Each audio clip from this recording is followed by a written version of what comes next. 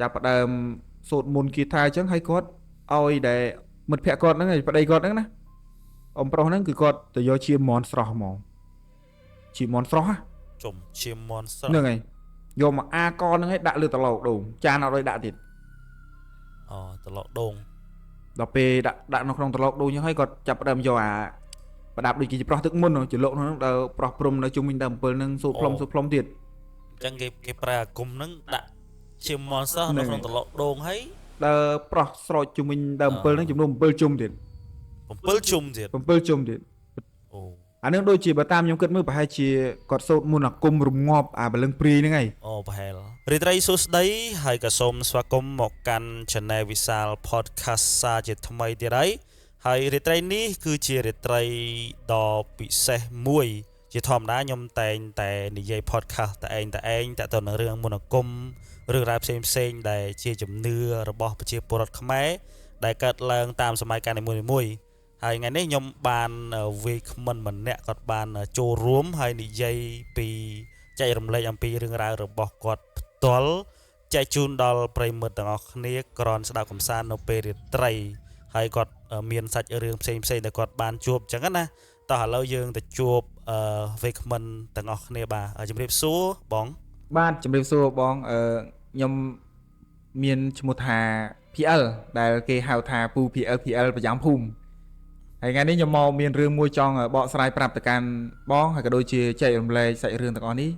ទៅកាន់ពុកម៉ែបងប្អូនទាំងអស់គ្នាបានដឹងផងដែរហើយរឿងគឺមានចំនួន2រឿងដែលខ្ញុំយកមកនិយាយនៅរាត្រីពេលនេះហើយរឿងទី1នោះគឺខ្ញុំបានជួបប្រទះទៅនឹងវិញ្ញាណព្រាយដើមអំពិលនៅក្បែរភូមិរបស់ខ្ញុំហើយមួយទៀតនោះគឺខ្ញុំបានជួបប្រទះរឿងរ៉ាវដល់គូឲ្យចាប់អារម្មណ៍ផងដែរហើយខ្លាចបំផុតនៅពេលនោះខ្ញុំបានទៅសែនអ្នកតាដល់ពេលខ្ញុំយកចង្ហាន់យកអាសំណែនដែលបងប្អូនយើងចំណាំទៅសែនតាលាមាត់លាកអីចឹងស្រាប់តែពេលហ្នឹងទៅគឺមានរឿងមួយដែលគួរឲ្យចម្លែកមែនតើប៉ុន្តែខ្ញុំពេលនេះគឺខ្ញុំនិយាយពីរឿងព្រាយដើមអំពិលមុនគេដោយសារតែរឿងហ្នឹងគឺវាព្រឺព្រួយមែនតើដំបូងឡើយនៅពេលនោះគឺខ្ញុំបានទៅមើលគោកាលហ្នឹងខ្ញុំនៅអាយុប្រហែលជា12 13ឆ្នាំអីទេដល់ពេលហ្នឹងគឺខ្ញុំបានទៅហូបបាយនៅកន្លែងដើមអំពិលហ្នឹងហើយដើមអំពិលហ្នឹងមានទួលមានអីធំណាហើយកាលហ្នឹងដូចជាសម័យកាន់ដូចជា2000ប្រហែលនេះខ្ញុំខ្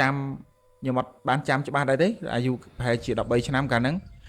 ហើយពេលវេលាហ្នឹងគឺល្ងាចមែនតើហើយគោក៏បាត់ផងអីផងអញ្ចឹងទៅស្រាប់តែពេលមួយហ្នឹងគឺមិត្តភក្តិគេទៅចោលអស់ខ្ញុំក៏អត់ដឹងថាទៅពឹងពាក់មិត្តភក្តិណាឲ្យជួយរកគោខ្ញុំទេ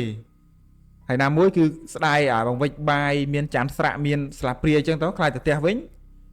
ម៉ែវាយអារឿងបាត់គោផងហើយខ្លាចម៉ែវាយអារឿងបាត់ចានស្រាក់ស្លាបព្រាអីចឹងទៅហើយមេឃក៏វាល្ងឹតដែរហើយប្រហែលជាវេលាម៉ោង4មិនតន់ដល់5ពេកអីកាលហ្នឹងប៉ុន្តែដោយសារតែខែវស្សាអាពេលពពកវាចាប់ផ្ដើមមេឃរកភ្លៀងមីងងឹតហ្មងបាំងថ្ងៃបាំងអីអស់លីងស្រាប់តែពេលហ្នឹងខ្ញុំក៏ចាប់ផ្ដើមមានអារម្មណ៍ថាចំមានអារម្មណ៍មួយថាវាព្រឺឆ្អឹងខ្នងមែនតើណាហើយដើមឈើវាធំផងហើយព្រៃរបស់នៅគៀនហ្នឹងហើយណាមួយទីទួលហ្នឹងគឺ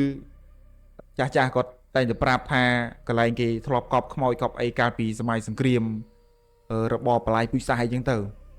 តែកាលហ្នឹងគឺអត់តន់ចាប់អារម្មណ៍រឿងខ្មោចអីចឹងទេប៉ុន្តែស្រាប់តែដល់ពេលនេះខ្ញុំដើរទៅម្នាក់ឯងសូម្បីតែមើលពីចង្អាយទៅក៏គួរឲ្យខ្លាចដែរដើមអំពិលហ្នឹងមិនដឹងជាយ៉ាងម៉េចទេស្រាប់តែពេលហ្នឹងគឺខ្ញុំមានអារម្មណ៍ថាចំដូចជាព្រឺឆ្អឹងខ្នងត្រជាក់មិនទេហើយអាណាមួយយើងខ្លាចបាត់របស់ដែរអញ្ចឹងណាបងពេលហ្នឹងណាអាណាបាត់គោអាណាខ្លាចបើសិនតែយើងទៅតាមរកគោវាយប់ពេកយើងមករកដូចយើងដាក់បាយដាក់អីទៅអញ្ចឹងខ្លាចមិនវាយទៀតហើយបានគោមកអត់មានអីហ្នឹងយើងអត់មានអីវិចបាយទៅមើលគោវិញទេកាលហ្នឹងគឺកាលហ្នឹងបើសិនជាខ្ញុំនិយាយទៅវាវែងឆ្ងាយបន្តិចប៉ុន្តែខ្ញុំលើកយកតែរឿងណាដែលខ្ញុំបានឃើញស្ដែងតែម្ដង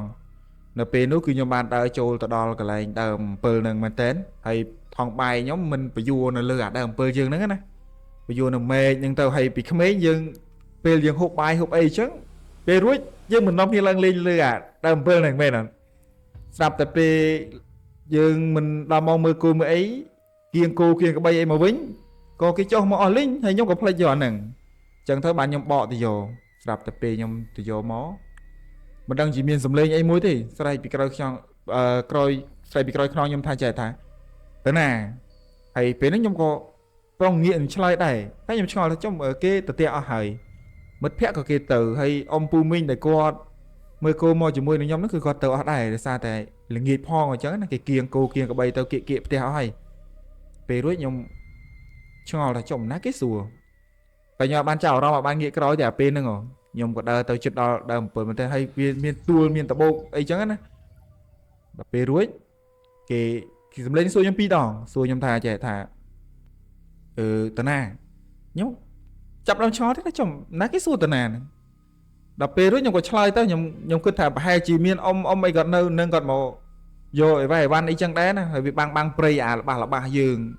កាលហ្នឹងវាមានតនវាលដល់ឥឡូវទេគេធ្វើស្រែចម្ការស្ទូងដកអីចឹងសម័យហ្នឹងមិនមែនតនសាប់ព្រោះដូចឥឡូវទេហើយអត់តនមានគ្រឿងចាក់ដូចត្រាក់ទ័រអីគេរុញដីរុញអីឡើយទេកាលហ្នឹងអញ្ចឹងដីស្រែប្រជាពលរដ្ឋយើងមកប្លោះអីចឹងហើយមានវាលមានអីទៅយើងមើលគោតាមហ្នឹងខ្ញុំគិតថាចំវាជាអ៊ំណាដែលគាត់នៅចិត្តនឹងគាត់មកយកអីវ៉ាន់អីចឹងហើយគាត់លោលេងយើងទៅពេលរួចខ្ញុំឆ្ងល់ខ្ញុំដល់ពេលបន្ទាប់ពីខ្ញុំឆ្ងល់ទៅខ្ញុំក៏ឆ្លើយទៅខ្ញុំថាញីខ្ញុំមកយកចានស្រាក់ដែលខ្ញុំដាក់បាយមកខ្វៀលគោហើយគោបាត់ផងអីផងចឹងអូណែកន្លែងហ្នឹងមើលខ្ញុំសុំឆ្ងល់លេងកន្លែងហ្នឹងពេលដែលយើងដេញគោទៅផ្ទះឬក៏ពេលដែលល្ងាចយើងដេញគោទៅត្រអត់មែនអត់ហ្នឹងអាពេលយើងដេញគោទៅផ្ទះអាថ្ងៃរៀបរំលឹកហើយហ្នឹងម៉ោង4 កន្លះហើយជិត5ហើយម៉ោង4 កន្លះជាងម៉ោងមេឃងឹតហើយងឹតហើយខែភាសាយើងហើយភីអលេងមានថាគេវិចបាយទៅផ្ទះប៉ុន្តែយើងគេដាក់កធុងត្រអត់ហ្នឹងអាខ្លះទៅគេវិចលឹកចេកសម័យហ្នឹងគេខ្ចប់លឹកចេកហើយគេហូបអីគេបោះចោលចឹងទៅតែខ្ញុំដាក់ស្រាក់ហើយដល់ពេលដែលគេដេញគោផ្ទះយើងផ្លេចយកអាស្រាក់ហ្នឹងនៅលើដើម7ត្រង់ហ្នឹងខ្ញុំពាក់អាមេង7យល់បាទដល់ពេលអញ្ចឹងខ្ញុំអាណាមួយឲ្យពេលហ្នឹងបាត់គោទៀតវាចង្រៃអាពេលហ្នឹងបាត់គោវាទៅតាមវងគេទៅហើយខ្ញុំក៏អត់ដឹងថាវាតាណាទេប៉ុន្តែខ្ញុំខ្វល់ជាងគេចុះយើងនៅក្មេងយើងស្ដាយប្រអប់បាយយើងហ្នឹងដល់ពេលស្អែកឡើងវាអត់មានអីដាក់បាយហ្នឹងវាបញ្ហាដល់យើងអញ្ចឹងយើងមិនត្រឡប់ទៅយកចានស្រាក់នៅដើម7ហ្នឹងវិញហ្នឹងហើយខ្លាចម៉ែវាយទៀតម៉ែព្រោះអីគាត់ថាខ្លួនឯងអត់មានបាត់ចានស្រាក់ហ្នឹងទេណាបើបាត់មកវិញនឹងត្រូវបំពត់ហើយអូកាលហ្នឹងខ្លាចមែនទែនហើយយើងកាលនៅក្មេងភ័យហ៎តែខ្ញុំតែគេភ័យហ៎ខ្លាចអាំពត់ហ្នឹងហើយហើយមួយទៀតដើម7ហ្នឹងវានៅឆ្ងាយពីភូមិយើងឆ្ងាយចុះយើងវាឆ្ងាយដែរប្រហែលជា3-4 គីឡូដីពីផ្ទះដែរណាយើងដេញគោទៅមានផ្លូវទេសផ្លូវអីកាលហ្នឹងអត់សូវសម្បូរអារឿងផ្លូវកស៊ូផ្លូវលំដូចឥឡូវទេភូមិឋានយើងមិនទាន់អភិវឌ្ឍដូចសម័យនេះទេកាលហ្នឹងអញ្ចឹងបាទដើម7ហ្នឹងវានៅជាប់ផ្លូវឬក៏នៅព្រៃតាមវាលមើលគោតាមអាព្រៃរបស់យើងហ្នឹងមានទួលមានកត្រុបព្រៃមានកពោតអីចឹងណាប៉ុន្តែអាកន្លែងហ្នឹងដោយសារតែជុំគ្នាអ្នកដែលទៅមើលគោទាំងអស់នេះគឺគេជុំគ្នានៅកន្លែងហ្នឹងហើយដោយសារតែមលប់វាសាខាមានទួលមានអីល្អចឹងណាហើយក្មេងហូបបាយហើយគឺតែរត់លេងនៅលើមែកឈើលេងពួនលេងចាប់អីចឹងទៅហើយបើអ៊ំចាស់អីគាត់តែងតែធ្វើរៀនធ្វើអីសម្រាប់លេងនៅអាក្រោមដើម7ហ្នឹងណាអូខេដល់ពេលថ្ងៃអាសៀលរៀងជ្រេបន្តិចប្រហែលជាម៉ោង2ម៉ោង3អញ្ចឹងគេចែកផ្លូវគ្នាទៅគៀងគោគៀងក្បីប្រមូលអស់ហើយដោយសារវាចិត្តល្ងាចតែណាតែខ្ញុំកាលហ្នឹងយើងនៅក្មេងចុះយើងវក់លេងដល់ពេលវក់លេងទៅវាបាត់គោផងហើយណាមួយផ្លិចដោយសារតែបាត់គោហ្នឹងហើយបានអារម្មណ៍បដូរទៅលើគោផ្លិចយកចានស្រាក់ហ្នឹងអាចានស្រាក់ហ្នឹងខ្លាចអាហ្នឹងបដូរហើយត្រឡប់ទៅវិញមើលនិយាយពីដើមតងដំបូងមើលអាដើម7ហ្នឹងវាតាក់តងអីនឹងពេលដែលយើងភ័យខ្លាចពីដើមអញ្ចឹងមើលនិយាយនេះបន្តិចមើលកាលហ្នឹងខ្ញុំអត់ទាន់អារឿងដែលវាកើតឡើងមុនដែលថាគេសួរខ្ញុំថាតាណាសំឡេងដល់កម្លាំងហ្នឹងមានថាជួបរឿងហ្នឹងហើយបានគេប្រាប់តាមក្រោយហ្នឹងបានដឹងរឿងហ្នឹងប៉ុន្តែដល់ពេលដឹងរឿងហ្នឹងមកគឺខ្លាចតាំងពីហ្នឹងទៅលែងហ៊ានទៅខ្វៀលគូនៅកន្លែងហ្នឹងបណ្ដោយញ័រសាច់ឥឡូវនិយាយកន្លែងពីកន្លែងចាក់ផ្លិចបាយស្រាក់តយ៉នមួយជួបរឿងអីគេទៅហ្នឹងឥឡូវតកន្លែងហ្នឹងខ្ញុំនិយាយថាពេលដែលខ្ញុំឆ្ងល់ហ្នឹងប៉ុន្តែខ្ញុំឆ្ងល់តែ2 ដងខ្ញុំក៏ឆ្លើយទៅខ្ញុំថានេះអ៊ំអើយខ្ញុំមកយកចានស្រាក់ដោយសារតែខ្ញុំផ្លិចហើយបើគោក៏បីអីគេទៅដេញអស់ហើយខ្ញុំក៏បាត់គោមួយគេដែរអញ្ចឹងហើយប៉ុន្តែអត់អីទេពូខ្ញុំខ្លាចអ៊ំខ្ញុំខ្លាចបាត់ចានស្រាក់ខ្ញុំអញ្ចឹងណាហើយសំឡេងនេះក៏ស្ងាត់ឈឹងទៅប្រងអត់មានតបអីយើងទេ ស្រាប់តែមិនស្ទុះគឺមានខ្យល់ចម្លែកមួយវាចាប់ផ្ដើមដូចថាមេឃ7ស្រាប់តែវានៅនឹងអញ្ចឹងមានដូចគេរួននឹងគ្រឹងលើអាចុងមេឃហ្នឹងអាលើដើមហ្នឹងណា ហើយចុះយើងក្មេងហើយឡើងមួយយើងអត់តន់ដឹងថាវាមានវិញ្ញាណមានអីលោគេណាយើងអត់ចាប់អារម្មណ៍គាត់តែឃើញអត់ចាប់អារម្មណ៍ទេ មានន័យថាយើងឃើញប៉ុន្តែយើងដឹងប៉ុន្តែយើងអត់តន់ចាប់អារម្មណ៍ថាមានអីខ្មោចអីចឹងទេពេលយក principle ខ្ញាប់ដែរនេះ ហើយដល់ពេលជួបហើយក្រោយលើបានគេប្រាប់ត្រត់ ហ្នឹងហើយខ្លាចដល់ពេលរួចចេះមើលដល់ពេលខ្ញុំបានអាយកអីវ៉ាន់ហ្នឹងហើយចុះយើងកាលហ្នឹងមានខ្លាចអីខ្ញុំទៅដល់ឆក់យកអាថង់បាយយើងពាក់នឹងអាស្អាតស្រាក់យើងពាក់នឹងមេឃ7ហ្នឹងមកឈោងដល់ណាក៏រត់ចេញមកវិញប្រញាប់តាមគូក្រោយនឹងបានមករយៈទៀតមិត្តភ័ក្ដិអីអ៊ំចាស់ក៏តែសួរថាអាក្មួយឯងកាលមុនលឺពូអត់ឯងនឹងថាផ្លេចចាំស្រាក់ក្នុងដើម7ហ្នឹងហើយហ៊ានទៅយកម្នាក់ឯងដែរពេលរួចខ្ញុំថាថៃមិនហ៊ានអំបើខ្លាចត្រូវបំពត់ម៉ែពេលទៅផ្ទះវិញដល់ពេលនោះគាត់ថាតែចុំអញក៏អាក្មួយឯងហ៊ានទៅយកចាំស្រាក់នៅនឹងទេអើយបើអ៊ំមិនទុកឲ្យចាំព្រឹកទៅយកក៏បានដែរចកវិចលឹកជែកវិអីទៅបានដែររឿងស្រាក់ហ្នឹងអញក៏តែដល់ពេលនេះខ្ញុំឆ្ងល់ចេះសួរបដ ாய் ឆ្ងល់សួរបដ ாய் ឆ្ងល់ខ្ញុំសួរបដ ாய் ថាចុះមិនអ៊ំបានជាអ៊ំថាកូនតែក្មួយឯងហ៊ានមកយកឯងប្រាប់ឯងទៅខ្លាចឯងខ្លាចហើយពេលហ្នឹងគឺគាត់ប្រាប់ខ្ញុំឯងរឿងហ្នឹងក៏ខ្ញុំទុកដល់មួយថ្ងៃខ្ញុំចេញពីវាគោវាអីមកពេលល្ងាចហើយដេញគោចូលក្រោយចេះអស់ហើយពុកម្ដាយគឺគាត់មកពីស្ទូងដកអីអញ្ចឹងគឺមកដល់ផ្ទះហើយហូបបាយជុំគ្នាអញ្ចឹងពេលបាយរួចខ្ញុំក៏សួរម៉ែខ្ញុំម៉ែគាត់ថាស្អីអាពេលខ្ញុំទៅមើលគោមួយថ្ងៃមុនហ្នឹងខ្ញុំភ្លេចចាំស្រាក់ហើយក្រោយហ្នឹងទៀតអ៊ំគាត់សួរថាកូនក្មួយឯងហ៊ានចូលទៅយកដែរអាល្ងាចហើយល្ងឹតហើយហ្នឹងហើយពេលហ្នឹងខ្ញុំឆ្ងល់តែគាត់អត់ប្រាប់ខ្ញុំទេវាមានរឿងអីលាក់បាំងនៅនឹងមែនម៉ែគាត់ថាអាភ្លើកូនឯងសួរអញ្ចឹងលើក្រោយមានអញ្ចឹងឯណាកន្លែងហ្នឹងមានវិញ្ញាណព្រាយនៅនឹង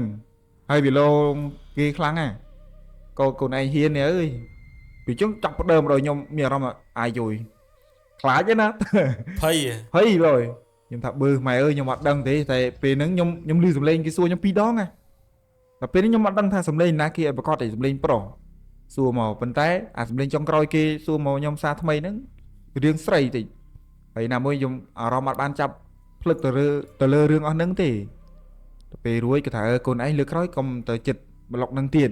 ប្លុកហ្នឹងអត់បានទេក្មេងៗខ្លះទៀតឈឺដោយសារតែអាព្រាយនឹងនៅនឹងលងតាំងពីនឹងមកបងអើយខ្ញុំក៏ចាប់ផ្ដើមព្រឺស្បល់មែនទេលែងហ៊ានចូលឬក៏មិនថាឡើយ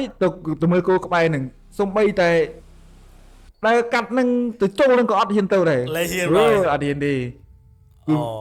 ដោយសារតែយើងដល់ពេលគាត់ប្រាប់មកយើងនឹកឃើញអាទិដ្ឋភាពដែលឃើញអាពេលវាលងយើងតែយើងនៅក្មេងយើងអត់តាមចាប់អារម្មណ៍ទេថាវាលងហ្នឹងហើយអូយព្រឺស្បល់មែនទេទាំងសំឡេងក៏លឺច្បាស់ចេះហ្មងហើយដូចនៅគៀកខ្លួនយើងហើយយើងចូលទៅក្នុងអាម្លុកដើមឈើហ្នឹងវានៅចុះវាមិនសាខាស៊ុបទ្រុបទៅចាក់ស្រឹបមានអារម្មណ៍ថាដូចណាគេនៅឈរចិត្តយើងអញ្ចឹងប៉ុន្តែយើងមើលអត់ឃើញទេហ្នឹងហើយដែរបាទដល់ពេលនៅពេលដែលយើងក្រោយនឹងទៀតម្លងបានមករយៈក្រោយយើងដឹងអារឿងរ៉ាវទាំងអស់ហ្នឹងតាំងពីហ្នឹងទៅស្បត់លេងហ៊ានទៅកន្លែងហ្នឹងបណ្ដោយហើយដល់ពេលគេដេញគោដេញក្បីទៅផ្ទះអស់អីចឹងយើងនៅក្រោយគេយើងគិតតែកន្លែងនេះទៀតថាចំបើសិនជាអញនៅក្រោយគេអញខ្លាចអាទៅនឹងទៀតអត់ទៅចិត្តបណ្ដោយក្រោយនឹងទៀតបានជាម្លងប្រហែលជា3ឆ្នាំក្រោយអញ្ចឹងខ្ញុំអាយុវាមើលកាលហ្នឹង13ឆ្នាំក្រោយខ្ញុំ16ឆ្នាំហើយរៀងត្រឹសដែរចាប់ផ្ដើមមានអារម្មណ៍ថារៀងក្លាហានដែរតែតាំងពីលងខ្ញុំលើកដំបូងហ្នឹងគឺខ្ញុំអត់បានហ៊ានចូលទៅចិត្តដើម7ហ្នឹងទៀតទេអត់សុទ្ធទល់ឥឡូវរហូតដល់ពេលខ្ញុំចង់ដឹងថាតើវានៅនឹងទៀតអត់ចឹងដោយសារតែគេអភិវឌ្ឍឈូសឆាយអស់ទៅមើលនៅសល់តែគល់ទេគេកាប់ចូលបាទហ្នឹងហើយអញ្ចឹងបញ្ជាក់កន្លែងហ្នឹងតិចនៅពេលបច្ចុប្បន្ននេះគឺមានអ្នកផ្ទះនៅអ្នកភូមិគេនៅនឹង2-3គ្រួសារហើយដល់ពេលអ្នកភូមិនៅនឹងគេកាប់ចោលហ្នឹងហើយបើគេកាប់ចោលហ្នឹងមានដឹងថាមូលហេតុអីគេកាប់ចោលអត់ដោយសារតែខ្ញុំសួរថាចុំមើលអ៊ំមិនបានដើម7នឹងកាប់ចោលចឹងដើម7នឹងធំណាហើយយូរទៀតខ្ញុំពីក្មេងៗមកលេងតែនឹងទេប្រាប់គាត់តែលេងតែអត់ប្រាប់គាត់ថាជប់លងហ្នឹងអត់ជប់អាព្រាយនឹងលងទេបន្ទាប់មកបានជាគាត់ចាប់ផ្ដើមរៀបរាប់ពីដើមរឿងនៃការកាប់ហ្នឹងគាត់ទិញដីគេនៅចិត្តហ្នឹងណាអាដីដែលនៅចិត្តដើម7ហ្នឹងគឺពីមុនស្រែទេកាលហ្នឹងស្រែមួយដុំហើយព្រៃបាសទៅគោក្បីខ្ញុំស៊ីតាមហ្នឹងហើយ ដល់ពេលក្រោយនឹងទៀតអាម្ចាស់ដីហ្នឹងគេចែកឲ្យកូនគេហើយគេទៅសង់ផ្ទះនៅនឹងបានប្រហែលជាអត់ដល់មួយឆ្នាំទេអាព្រាយដើម7ហ្នឹងគឺវាលងគេនៅនឹងវាធ្វើទុកបុកម្នេញក្រុមគ្រួសារហ្នឹងអត់ឲ្យនៅសុខ អូមានន័យថាកាលដែលយើងទៅមើលគោវានៅព្រៃបាទកាលយើងក្មេងៗដល់ពេលយើងធំឡើងកាលហ្នឹងបើតាមខ្ញុំចាំបានដូចជា2000 2007អីចឹងណាកាលហ្នឹង2007អញ្ចឹងកាលហ្នឹងមានព្រៃយើងជំនាន់យើងមើលគោហ្នឹងហើយ2007 2000ចូល2010ហើយកាលហ្នឹងខ្ទង់2010បាទវាតាមខ្ញុំចាំដល់ពេលកន្លែងហ្នឹងទីទួលមួយដែលមានដើម7ហើយយើងទៅមើលគោមើលអីចឹងទីព្រៃចឹងណាហ្នឹងហើយដល់ពេលយើងបែក3 4 5ឆ្នាំទៅក៏ជួបរឿងនឹងម្ដងទៀតគឺមានគេទៅទិញដីឬក៏សាងសង់ផ្ទះចិត្តហ្នឹងអញ្ចឹងណាតាមខ្ញុំស្ដាប់ដំណើររឿងណាបើគេបញ្ជាក់ទៀតនោះអាកន្លែងដើម7ដែលពួកខ្ញុំតាមរត់លេងហ្នឹងពីមុនគេហៅថាទីទួលប្រធាតតែហ្នឹងទីទួលប្រធាតមិនវិញទីទួលប្រធាតហ្នឹងគេបញ្ចុះធាតដូនតាគេកាលពីមុនសម័យសង្គ្រាមខ្មែរក្រហមណាអូហ្នឹងហើយនៅពេលដែលគេសម្លាប់ឬក៏អីចឹងគេអត់មានតែកន្លែងណាគេដាក់នៅអាទួលហ្នឹងអាហ្នឹងយល់មិនបើតាមយាយខ្ញុំហើយនឹងម៉ាក់ខ្ញុំគាត់ប្រាប់ថាកាលពីមុនសម័យសង្គ្រាមខ្មែរក្រហមហ្នឹងមកភូមិឋានហ្នឹងកន្លែងហ្នឹងគេហៅថាទីទួលប្រធាតដូនតាចាស់ណាដែលគាត់ឬក៏ឧទាហរណ៍ថាចាស់ព្រឹទ្ធាចារ្យនៅទីអារាមវត្តលោកតាអាចារ្យដូនជីអញ្ចឹងនៅពេលដែលគាត់ទទួលអនិច្ចកម្មទៅគេយកសាកសពពួកគាត់ទៅបញ្ចុះនៅទីទួលហ្នឹងគឺសម្រាប់ធ្វើដូចជាឋានៈពួកគាត់ដូនជីតាជីអញ្ចឹងណាបាទហើយគេហៅថាទីទួលប្រធាតក្រោយមកពីសម័យសង្គ្រាមទៅក៏ចុះសម័យហ្នឹងគឺមនុស្សម្នាប្រជាជនអីមានបានរស់នៅហ្នឹងហើយមានសេរីភាពណាគឺរស់នៅតាមជំនឿតាមអង្គកាយអញ្ចឹងទៅនឹងយើងកើតអត់ទាន់យើងអត់សូវច្បាស់ដែរដល់ពេលអញ្ចឹងទៅក៏វាមានព្រៃមានអីដុះស៊ុបទ្រុបអីហ្នឹងហើយពីមុនវាវាលដល់ពេលយូរទៅដល់ពេលវាកើតសង្គ្រាមទៅក៏វាចាប់ផ្ដើមដុះស៊ុបទ្រុបហ្នឹងហើយដល់ពេលមកជំនាន់យើងទៅវាខ្លាយជាព្រៃរនាមឲ្យព្រៃមួយអញ្ចឹងណាបាទគេហៅព្រៃល្បាស់ដូចកាលហ្នឹងដូចជានៅតំបន់ម្ដុំព្រៃទឹកលិចដែរដោយសារតែបើឆ្នាំខ្លះវិញទឹកធំឡើងលិចទួលហ្នឹងនៅសល់តែដើម7ទេហើយចុងទួលសល់ប្រហែលជាកន្លះម៉ែត្រទេតែមិនដែលលិចទេតែឆ្នាំហ្នឹងទឹកទូចដល់ពេលខែស្រែមកគឺប្រជាជនតែតែឲ្យកូនចៅយកគោយកក្បីគៀងឲ្យផុតពីស្រោមកគេទៅមើលតាមវាលហ្នឹងហើយដល់ពេលក្រោយមកហ្នឹងទៀតឥឡូវយើងនិយាយមកដល់កន្លែងខ្ញុំជួបរឿងដែលម្ចាស់ផ្ទះបច្ចុប្បន្ននេះនៅក្នុងឆ្នាំហ្នឹងខ្ញុំទៅសួរដល់ពេលខ្ញុំសួរគាត់ថាកូនអើយគាត់ហៅខ្ញុំអាកូនអ៊ំហ្នឹងអាកូនឯងមកសួរអញ្ចឹងពិបាកណាស់រឿងហ្នឹងអ៊ំមិនចង់រំលឹកទេដល់ពេលរួចខ្ញុំគាត់ថាចុះមិនបានកាត់គាត់ថាគេធ្វើក្រុមគ្រួសារកូនចៅគាត់អញ្ចឹងណាអាព្រាយនឹងវាធ្វើប្រយយប់ឡើងអត់បានដេកទេហើយបើតាមសម្ដីគាត់និយាយគាត់ថាបើចំថ្ងៃសិលឯងមានភ្លើងហោះចេញពីដើម7ហ្នឹងជួយខ្លាចព្រីសិបលហ្នឹងដល់ពេលខ្ញុំសុំឲ្យតែខ្ញុំអង្គុយស្ដាប់ក៏ព្រីសិបលគាត់ដល់ពេលគាត់ប្រាប់យើងណាព្រីសិបលប្រយហើយណាមួយយើងនឹកឃើញដល់អាតកាលដែលការយើងមិនវាលងយើងទៀត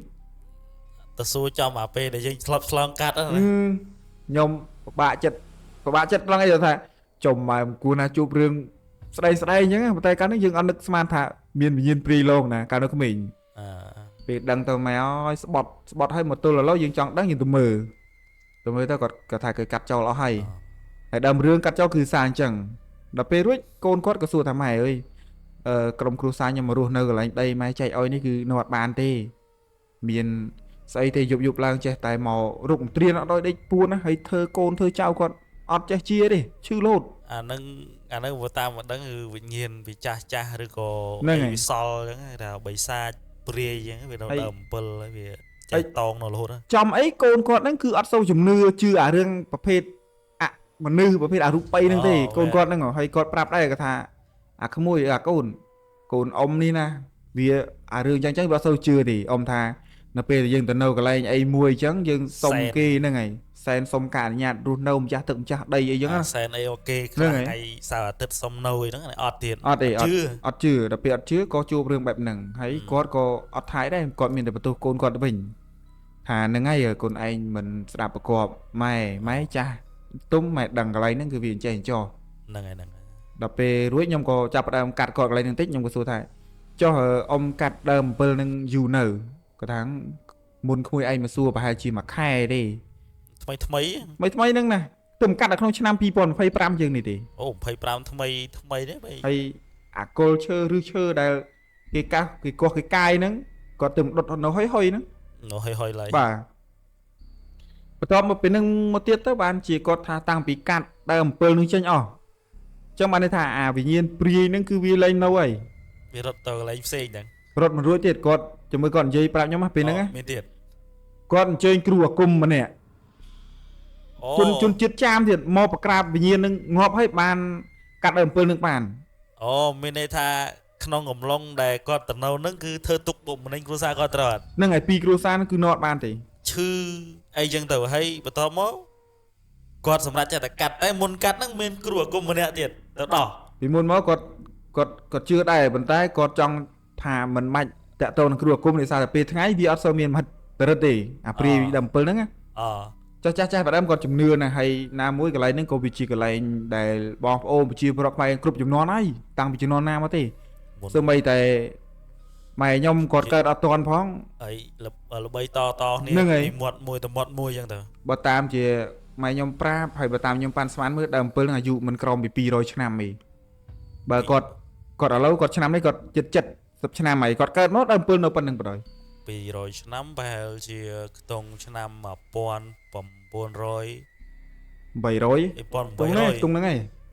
គាត់ថាគាត់កើតតាមពីទូចដឹងក្តីមកកន្លែងហ្នឹងគឺ7នៅតែប៉ុណ្្នឹងបណ្ដោយ ហើយតាំងពីជំនាន់តាចលួតចលាគាត់មកមិនធម្មតាណា នឹងអញ្ចឹងបានចាស់បាត់ដើមគាត់ជំនឿណាស់ហើយក៏វាស័ក្តិសិទ្ធិដែរព្រាយហ្នឹង អូ ពីមុនគឺកន្លែងហ្នឹងគឺអត់មានព្រាយទេអញ្ចឹងដោយសារតែវាមានហ្នឹងដឹងមិនអត់គឺកាលសម័យសង្គ្រាមហ្នឹងគឺជាប់បងប្អូនប្រជាពលរដ្ឋយើងខ្មែរក្រហមមានឲ្យធ្វើបន់ធ្វើទៀនសូម្បីលោកចាប់សឹកអស់ហើយហ្នឹង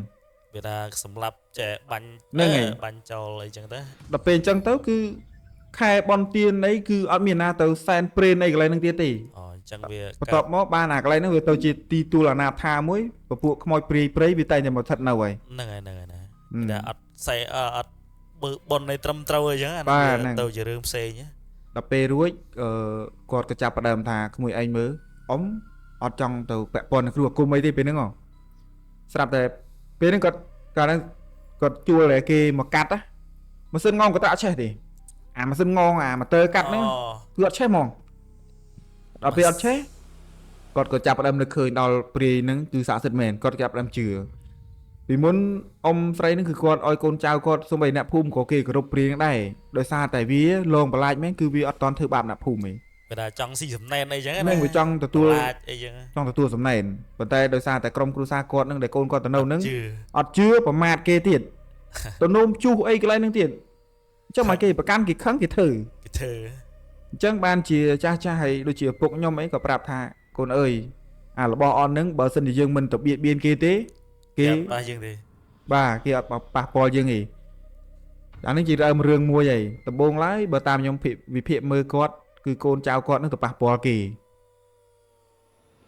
ដល់ពេលរួចគឺគាត់ជួលជាងកាត់ទៅ2 3នាក់ហើយកាត់ដាច់គាត់តែអត់ឆេះទេ មានន័យថាគាត់ជួលអ្នកកាត់ឈើប៉ុន្តែកត្រាក់ម៉ាស៊ីនអត់ឆេះ អត់ឆេះទៅដល់កន្លែងហ្នឹងគឺអត់ឆេះហ្មងដូចជាមានបារមីអីវាមួយអញ្ចឹងណា អូ បាទ អាហ្នឹងវាត្រូវហើយវាខ្លាំងដែរខាងនោះ ដល់ពេលពីហ្នឹងម្លងប្រហែលជាមួយអាទិត្យក្រោយគាត់ក៏ចាប់ផ្ដើមពីអ្នកប្តីប្រពន្ធគាត់ចាប់ផ្ដើមភាសាគ្នាថាគួរធ្វើយ៉ាងម៉េច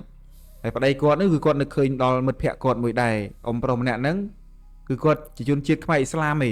តែគាត់ប្រកែកអាគមណា ហ្នឹងហើយ ដល់ពេលអញ្ចឹងមានអីទៀតគាត់ក៏ហៅឲ្យប្តីគាត់ហ្នឹងហៅមិត្តភក្តិគាត់មកដល់ពេលមិត្តភក្តិគាត់មកគាត់ដើរកន្លងជុំវិញអាហ្នឹងពេលហ្នឹងខ្ញុំអង្គុយស្ដាប់គាត់រៀបរាប់ហើយគាត់ដើរកន្លងជុំវិញដើរ7នឹងចំនួន7ជុំហើយអត់មានងាកក្រោយងាកតាទាំងអស់ គូរកុំអ៊ីស្លាមហ្នឹង ហ្នឹងហើយដល់ពេលអានេះគឺតាមក្បួនពិធីអាគមរបស់គាត់យើងអត់ដឹងទេណា យើងអត់សូវដឹងដែរយើង ដល់ពេល មើលគាត់ហើយ បន្ទាប់មកគាត់ចាប់ផ្ដើមបោះអាដូចកបិតស្នៀតអីមួយយ៉ាងគាត់បោះទៅទិសមកខាងអញ្ចឹងបើសិនជាចុងកបិតហ្នឹងវាបែរមុខទៅណាគាត់ដោតបកគោលទៅនឹងមួយគាត់ដោតជុំវិញដើម7ទៅថានេះដើម7អញ្ចឹងណាគាត់បោះកបិតវឺទៅចុងកបិតហ្នឹងបែរទៅទិសកន្លែងគាត់ដោតបកគោលនឹងមួយតែ3ទិសឯងគាត់បោះមកខាងនេះបើសិនជាបោះមកខាងស្ដាំអាចុងកបិតហ្នឹងបែរទៅខាងកើតគាត់ដោតអាបកគោលហ្នឹងបែរមុខទៅកើតបកគោលហ្នឹងគាត់ទៅជាលក្ខណៈដូចព្រួយអញ្ចឹងបើសិនជាបកគោលបែរចុងបិទបែរទៅកើតគាត់វាយបកគោលមកអាចុងព្រួយហ្នឹងបែរទៅអញ្ចឹងដែរ អូវាថា3ជ្រុង បាទបន្ទាប់មក បាន3ជ្រុងហើយគឺយើងនិយាយថា3ទិសហើយអញ្ចឹងគាត់ចាប់ដើមហូតសីមាព័ទ្ធជំវិញដើម7ហ្នឹងចំនួន3ទិសដូចផ្កាយអញ្ចឹងដូចអាសញ្ញាផ្កាយតែផ្កាយមាន5តែហ្នឹងវាខ្វែងចេះ អូអាហ្នឹងវាស្តៀងតែយើងដាំដើមឈើអញ្ចឹងវាដាក់3ជ្រុងអីចឹង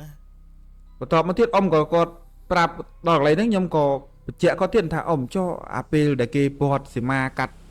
ដើម7ដោយគ្រូអាគមចាមហ្នឹងតែគាត់ធ្វើអីទៀតទៅគាត់ក៏ចាប់ផ្ដើមរៀបរាប់ប្រាប់ខ្ញុំទៀតដែរពេលហ្នឹងគាត់ថាក្មួយអើយអាពេលហ្នឹងណាអ៊ំក៏អត់ដឹងថារបៀបអាគមអ៊ីស្លាមតំណមគេធ្វើម៉េចអ៊ំអត់ដឹងទេអ៊ំគាត់តែដឹងអំពីសកម្មភាពរបស់គាត់ហ្នឹងទេប៉ុន្តែបើប្តីរបស់អ៊ំវិញប្រាប់ថាក្បួននេះគេហៅថាក្បួនចាប់យាមផ្កាយអីចឹងណានឹងហើយខ្ញុំក៏សុំទោសដល់បងប្អូនខ្មែរអ៊ីស្លាមផងបើសិនជាខ្ញុំនិយាយទៅមានការខុសឆ្គងត្រង់ទំនៀមទម្លាប់គ្រូអាគម ដែលយើងនិយាយតាមការនិយាយឃើញចាក់ស្ដែងទេបាទអត់ចេះអីទេគាត់ថាយើងមើលឃើញចាក់ស្ដែងទេណា ក៏បីក៏អត់បែករឿងហ្នឹងដែរខ្ញុំក៏ទៅសួរអារឿងដើម7ហ្នឹងដោយសារធ្លាប់ពីទូចមកខ្ញុំខ្លាចកន្លែងហ្នឹងមែនតើ និយាយសួរឆ្មោអី បាទដល់ពេលយើងអ៊ំគាត់ចាប់ផ្ដើមរៀបរាប់ប្រាប់ខ្ញុំបន្តជាហោហែងទៅហ្នឹងហើយដល់ពេលរួចគឺចាប់ផ្ដើមសូត្រមន្តគីថាអញ្ចឹងហើយគាត់ឲ្យដែលមិត្តភក្តិគាត់ហ្នឹងប្តីគាត់ហ្នឹងណាអ៊ំប្រុសហ្នឹងគឺគាត់ទៅយកជាមន់ស្រស់ហ្មងជាមន់ស្រស់ណា ជុំឈាមមន់ស្រស់ ហ្នឹងហើយយកមកអាកហ្នឹងឲ្យដាក់លើត្រឡោកដូងចានអត់ឲ្យដាក់ទៀត អូត្រឡោកដូង ដល់ពេលដាក់នៅក្នុងត្រឡោកដូងអញ្ចឹងហើយគាត់ចាប់ផ្ដើមយកអាប្រដាប់ដូចជាប្រោះទឹកមុនចលុកហ្នឹងដល់ប្រោះព្រំនៅជុំវិញដើម7ហ្នឹងសូត្រផ្លុំទៀត អញ្ចឹងគេប្រើអាគមហ្នឹងដាក់ឈាមមន់ស្រស់នៅក្នុងត្រឡោកដូងហើយ ដល់ប្រោះស្រោចជុំវិញដើម7ហ្នឹងចំនួន7ជុំទៀត 7ជុំទៀត 7ជុំទៀត អូ អានឹងដូចជាបើតាមខ្ញុំគិតមើលប្រហែលជាគាត់សូត្រមុនអាគមរងាប់អាបលឹងព្រាយហ្នឹងហើយ អូប្រហែល ដល់ពេលម្លងពេលហ្នឹងទៅប្រហែលជា1ម៉ោងឯងគាត់បិទភ្នែកមកស្ទុះអញ្ចឹងគាត់បើកវិញគាត់ប្រាប់អ្នកកាត់ឈើហ្នឹងថាក្មួយឯងនាំគ្នាទៅកាត់ទៅ 1ម៉ោង 1ម៉ោងក្រោយ កាត្រាក់ម៉ាស៊ីនភ្លាម ហ្នឹងហើយ ភ្លាមrồi ត្រុលកាត់ដាច់អាលុំគ្រីង អត់មានបញ្ហាទេ អត់សោះឡើយបើនឹងប្រហែលជាគាត់បដិញវិញ្ញាណព្រាយនឹងមិនដឹងឬក៏គាត់ចងអីហ្នឹងឯង ការបដិញព្រាយបិសាចអីចឹងណាព្រោះពេលខ្លះឈើខ្លះតំណមប្រហាត់បានទេដូចជា ហ្នឹងហើយ ឈើកគីឈើអំពិលអីហ្នឹងសិតតែពពួកនឹងវានៅ មានអ្នកនៅ ចឹងគេតំណមដែរ អានឹងវាមិនខុសពីចាស់គាត់តែងតែថាអ្នកឡើងភ្នំបើសិនជាកាត់ឈើយកមកធ្វើផ្ទះអីមានប្រហោងមានអីក្នុងគេអត់យកទេ កាត់ចូលបងច្បកអីហ្នឹង ព្រមច្បកពពាលខ្លាយអញ្ចឹងណា អឺ ដល់ពេលក្រោយពីកាត់នឹងហើយគឺលោកគ្រូអាគមហ្នឹងគឺគាត់អត់តន់ឲ្យស្រ័យអំបោះហ្នឹងឯងចំនួន7ថ្ងៃទៀតចាំស្រ័យហើយគាត់ឲ្យអ្នកមីងហ្នឹងអ៊ំហ្នឹងហើយនឹងកូនចៅគាត់ដែលនៅចិត្តហ្នឹង2គ្រួសារហ្នឹងណាឲ្យចាំមើលសកម្មភាពថាយប់ឡើងមានរឿងអីកើតឡើង ឲ្យចាំមើលទៀត ចាំមើលទៀត អ បន្ទាប់មកអាពេលដែលអ៊ំគាត់ថាចាំមើលណាមួយថ្ងៃមុនអត់តន់មានអីទេប្រហែល ទី1 ថ្ងៃទី1អត់តន់មានទី2ក៏អត់តន់ដែរទី3ហើយចាំថ្ងៃពេញបរមីទៀត ពេញបរមី ថ្ងៃសិល 15កើតទេ ហ្នឹងហើយហើយសម្ដីរបស់គាត់រៀបរាប់មកខ្ញុំស្ដាប់ឡើងស្លុងមែនទែនហើយព្រឺសបល់ដោយសារតែកន្លែងយើងធ្លាប់ប៉ះពាល់យើងឲ្យទៅទូច អូយធ្លាប់ប៉ះហើយចាស់គាត់និយាយប្រាប់ទៀត ព្រឺសបល់ខ្ញាក់អង្គុយស្ដាប់គាត់ឡើងចំហមកធ្លុងrồiហើយគាត់ថាពេលហ្នឹងកូនគាត់ដេកអស់ហើយចុះពីគ្រួសារភូមិ2ទឹមគ្នាអញ្ចឹងណាអញ្ចឹងគាត់កូនគាត់មិនលក្ខណៈនៅប្តីប្រពន្ធគ្នាគេទៅផ្ទះផ្សេងគាត់ពីអ្នកប្តីប្រពន្ធគាត់ចោះចាស់យប់ឡើងគាត់មានដែលដេកសម្រានដូចយើងណាងាកភ្ញាក់ ផ្លេត បាទពេលហ្នឹងគាត់ថាចេះក្មួយអើយអាពេលហ្នឹងអ៊ំចាំមើលប្រហែលជាម៉ោងខ្លះគេថាម៉ោង 2:10 ពពួកព្រាយចេញហើយបលឹងខ្មោចព្រៃអីចេញហើយតែពេលហ្នឹងគឺមិនមែន 2:10 ទេព្រាយហ្នឹងគាត់តាំងពីដើមមកគាត់សង្កេតមើលចេញតែម៉ោង 2 យប់ទេ 2យប់ បាទ ឆ្លងថ្ងៃអញ្ចឹង វាឆ្លងថ្ងៃទៀតពេញបោដូចជាបើសិនជាពពួកដួងបលឹងកាន់សិលគឺគេចេញតែពេលពេញបោហ្នឹងតែអានេះដូចជាមិនមែនព្រាយកាន់សិលទេបើអាអ្នកខ្លះបើគេហៅថាបិសាចអីបើហ្នឹងហ៎ ពីចូលដល់ថ្នាក់ហ្នឹងហើយ ហ្នឹងហើយសូមបញ្ជាក់បងប្អូនទាំងអស់គ្នាពលឹងវាមាន2ពលឹងខ្លះគេហៅថាខ្មោចព្រៃខ្មោចហ្នឹងវាគេខ្លះគេកាន់សិលកាន់អីចឹងគេអត់បៀតបៀននឹងមនុស្សទេ តែឆ្លូតអីចឹង ហើយសែនព្រានអីគេរកតែផ្លែឈើរកតែនំចំណីអីទេតែបើអាព្រាននេះវិញសែនដល់មន់ស្រស់សាច់ស្រស់ឈាមស្រស់ទៀត គេហៅពពួកកាចស៊ីឈាមស្រស់ អសូរកាយព្រាយ ក កៅមន់អីចឹងណា បាទដល់ពេលរួចគាត់បញ្ជាក់ទៀតថាគាត់ឃើញភ្លើងហោះទៅហោះមកអញ្ចឹងវាប្រុងមករកអាកន្លែងនេះវាបន្ទាប់ពីគ្រូដេញណា 3ថ្ងៃហើយ បាទអញ្ចឹងបានជាគ្រូគាត់អត់ស្រាយអាសីមាជុំវិញហ្នឹងគាត់អត់សោះស្រាយទេដោយសារតែគាត់ដឹងដល់ពេលចប់ពីរឿងហ្នឹងទៅស្រាប់តែឮអ្នកភូមិនៅចិត្តហ្នឹងគាត់និយាយអ្នកភូមិចិត្តហ្នឹងដើមឈើមួយដើមហ្នឹងគឺវាអាចនឹងទៅនៅនឹងភូមិហ្នឹងមួយទៀតនៅពេលដែលវាចូលទៅស្ថិតនៅនឹងអ្នកភូមិនៅតំបន់ហ្នឹងគឺឈឺរ៉ាំរ៉ៃវាធ្វើទៀត ចឹងមានតែវាហោះពីអាកន្លែងដែលកាត់ឈើធ្វើ គេកាត់អាដើមអំពិលហ្នឹង ចឹងវាហោះទៅកន្លែងផ្សេង បាទអានឹងអ៊ំស្រីគាត់និយាយចឹងថាវាទៅនៅភូមិផ្សេងមួយទៀតតែភូមិហ្នឹងវាដូចថាភូមិរងព្រួយគួរតូចយើងនៅទឹមគ្នាអញ្ចឹងភូមិយើងគួរតូចមែនអត់ហើយរងព្រួយអញ្ចឹងវាទៅនៅអាចុងភូមិរងព្រួយមួយទៀត នៅចុងភូមិហ៎ ឆ្ងាយវាទៅរកទីជំរកថ្មីបើតាមគាត់ផាតាមគាត់ អត់តន់ងាប់អត់តន់បាត់ទេ គ្រូហ្នឹងគឺគាត់អត់តន់សម្រាប់វិញ្ញាណហ្នឹងឯងគាត់គាត់តែបដិញ អូមានថាឲ្យវាទៅឆ្ងាយអញ្ចឹងទៅ បាទដោយសារតែគាត់គិតថាចេះបើសិនជាសម្លាប់ទៅវាបាបកម្មដែរគ្រូអាគមគឺមិនអាចយកជីវិតពពួកវិញ្ញាណអីចឹងបានទេវាបាបបាទ ពេលខ្លះគាត់ដឹងថាកន្លែងវិញ្ញាណណាកាច តែបើសិនជាបដៅមិនស្ដាប់គឺធ្វើតាមធរក្តៅហ្នឹងហើយ ហ្នឹង បាទបើតាមអ៊ំស្រីគាត់ថាលោកគ្រូអាគមអ៊ីស្លាមដែលមិត្តភក្តិប្តីគាត់ហ្នឹងចង់ឲ្យងាប់ ជួយ ហើយគាត់ចេះដោះអំពើធ្មប់ទៀត អូ ហ្នឹងហើយអញ្ចឹងប្រភេទព្រាយប៉ុណ្្នឹងអីគាត់ថាចេះមិនបានមកផែគាត់ទេ ខ្លាំង ហើយឃើញសេរីក្រោយដូចពួកយើងអីគាត់និយាយមកគឺដឹងថាជឿហើយណាមួយឪពុកម្ដាយយើងក៏ធ្លាប់ប្រាប់ហើយយើងក៏ធ្លាប់ដឹងអាកន្លែងហ្នឹងកាចមែនទែនចូលអត់បានទេហើយបើតិចណាគេដើរឆ្លងកាត់ខុសមាត់ខុសកអីច្រឡំជេរបចោគូក្បីអីហ្នឹងតាមធ្វើដល់ផ្ទះហ្នឹងតាមធ្វើដល់ផ្ទះទៅចុកពោះរីងរៃអីហ្នឹងជួយក្បាលមុខដល់ពេលរកគ្រូមើលព្រាយ ទាសំណែនយើង ទាសំណែនហ្នឹង ឃ្លាន ហើយ យើងបាត់សែនទេឈឺហ្នឹង ឈឺរហូតហ្នឹងហើយរ៉ាំរ៉ៃអត់ឲ្យជាទេ ឈឺមកយើងរកឃើញហ្នឹង អស់គោអស់ក្បីឡៃលក់មើលជំងឺកូនចៅហ្នឹង អាចមាន ដល់ហើយមួយទៀតបងប្អូនមួយទៀតគឺគាត់បញ្ជាក់ទៀតអាភូមិដែលវាទៅនៅហ្នឹងស្រាប់តែធ្វើទុកបុកម្នេញគេពេកហើយអ្នកភូមិនៅចិត្តហ្នឹងគឺមិនដឹងប្រវត្តិនៅដឹងប្រវត្តិទៅគាត់ក៏ទៅរកគ្រូអាគមជនជាតិអ៊ីស្លាមហ្នឹងឲ្យមករងាប់វាហ្មងសម្រាប់វាចោលហ្មងរំលាយវិញ្ញាណចោល មានន័យថាអាពេលដែលកាត់ដើមអំពិលហ្នឹងហើយវាទៅនៅកន្លែងជំរកផ្សេងត្រាត់ បាទ ហើយបន្ទាប់មកទៀតគេដឹងឬក៏គេធ្វើអីចឹងទៅហើយក៏គេហៅគ្រូអាគមម្នាក់ហ្នឹងទៅ ម្សាទៀតទៅលើកទី2 សាបជាលើកទី2 បាទ អូ ហើយដល់ពេលទៅលើកទី2គឺទៅបញ្ចប់បណ្ដោយបង្ហើយ អូមានន័យថា បំបីវិញ្ញាណព្រាយនឹងចោល អូយល់មានថាលើកទី1ហ្នឹងគេគាត់តែបដិញអីចឹងឲ្យទៅនៅកន្លែងផ្សេងកុំឲ្យកាចអីចឹងណាតាមយល់ បើមិនបដិញមិនកើតបើកាត់ នៅ ដើមអំពិលពេលជាងទៅកាត់ដើមឈើដើមអំពិលក៏អត់ឆេះផង ពេលថាយើងអាណាយើងអត់ឆេះ ហ្នឹងហើយដូចថាវាបារមីដូចថាវិញ្ញាណវាអត់ហ្នឹងមក អត់ឲ្យឆេះដើម្បីកុំឲ្យកាត់ជំរកវាដល់ពេលទៅនៅអាភូមិគេហ្នឹងមានអីទៀតធ្វើទុកបុកម្នេញគេណាយប់អីអ្នកភូមិអត់បានដេកទេ ស្រែកជ្រូហូ គេជ្រូជាពិសេសគេក្មេងៗវាលងវាប្រឡាចអីទៅ តែវាក្តិចខ្ញាំដែរវាទៅនៅចិត្ត ដល់ពេលហ្នឹងគឺលោកគ្រូហ្នឹងគឺគាត់ទៅសម្លាប់ដូចថាបើសិនជាគាត់មិនបំបែកទេក៏គាត់ចាប់ចងទុកនៅក្នុងអីមួយដែរសម្រាប់គ្រូអាគមយើងអត់តន់ដឹងថាមិនទេណា អានឹងយើង តាមក្បួនខ្នាតគាត់ ដឹងដែរថាទៅនឹងក្បួនណាប៉ុន្តែ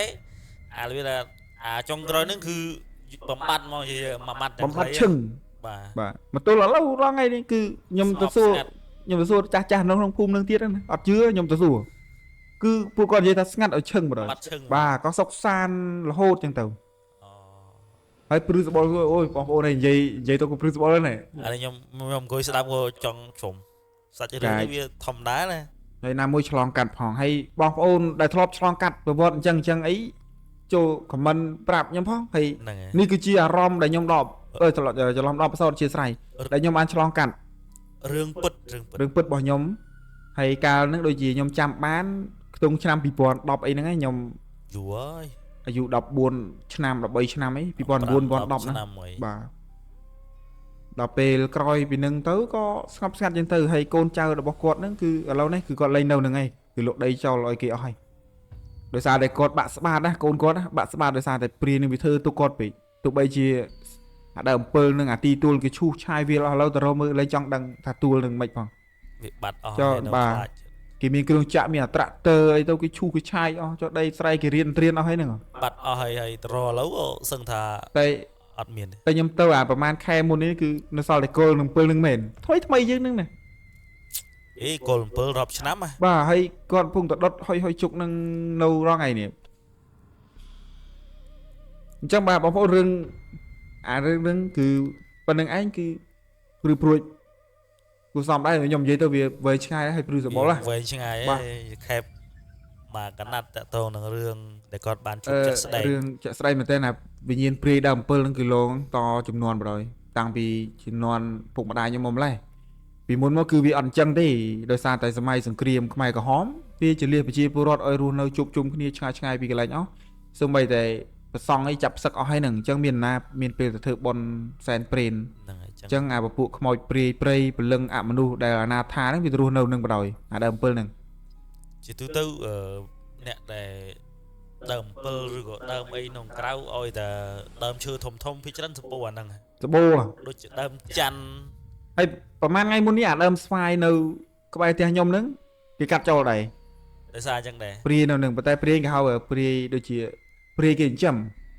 ព្រាយអញ្ចឹងមានតែអ្នកគុំ អ្នកអត់ទេអ្នកគ្រូមិនគ្រូធ្មប់ទេដូចជាគ្រូទោះទាយអីចឹងប៉ុន្តែចងព្រាយហ្នឹង ទុកដើរធ្វើដើម្បី ដល់ធ្វើដើម្បីទៅដល់ពេលគេមករកមើលប្រាប់ថាខុសនេះខុសនោះ អាហ្នឹងគេហៅ